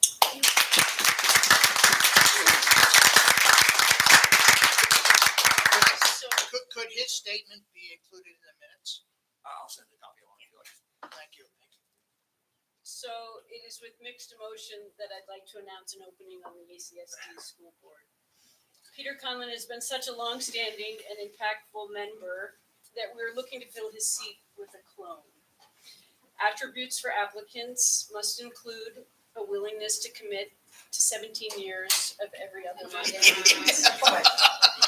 A deep understanding of Vermont, its people, and core values. A great knowledge of Vermont's education system, an even greater knowledge about and understanding of how Vermont pays for its schools. A sense of humor, especially when trying to explain to the average person said funding structure. More patience than a Buddhist monk, particularly when trying to explain to that same person that same funding structure. A true commitment to public education and appreciation for what makes ACSD education unique. A subtle and effective way of getting a group discussion back on track. We're looking for candidates who have a polite and effective way of letting someone, especially a board chair, know when they may have misspoken. a kind and informative approach to enlightening a group to legislative happenings, a tactful way of disagreeing, a quick smile, a hearty laugh, a listening ear, and a twinkle in one's eye. In fact, I know all of your shoes are impossible to fill, and that this list is just wishful thinking. I think that I can speak on behalf of the board when I say thank you for your dedication and your service to ACSD. I certainly will miss your guidance, but hope that perhaps you will make some guest appearances at future meetings. You have been a Gold Star board member, so as a token of my appreciation, our appreciation, in my family, we call this liquid gold. And I thought you seemed more like a maple syrup guy than a like engraved bowl kind of guy. Oh, very So much. if I got that wrong, we can get you to engraved bowl, but, thank you so much. Thank you very much.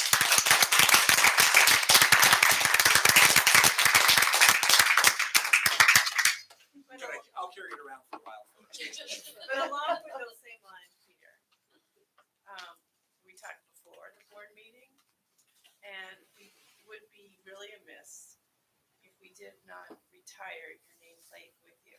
So we would Exactly. ask that you take it home with you, because there is no other Peter Conlon. And, you know, I don't even know if we have anybody else that can have a fire pager go off in the middle of our board meeting. Jamie. All right, so we will still have the fire pager, all right. Before Peter was on the board, he was reporter for when I was on the board in the past. So he sat through many board meetings then also.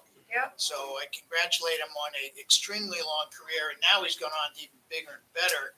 Yeah, things, so and, now he has to come trying back and to tell us. control something which is much more difficult even than Yeah. what we're trying to figure out. And we wish you very well, and because it's to our benefit totally. All right, well, I would like to end by making a final motion that we adjourn. I'll second. All those in favor? Aye. Yeah. Thank you. Thanks a lot. 8:47. Oh my God. So we We have to have a picture.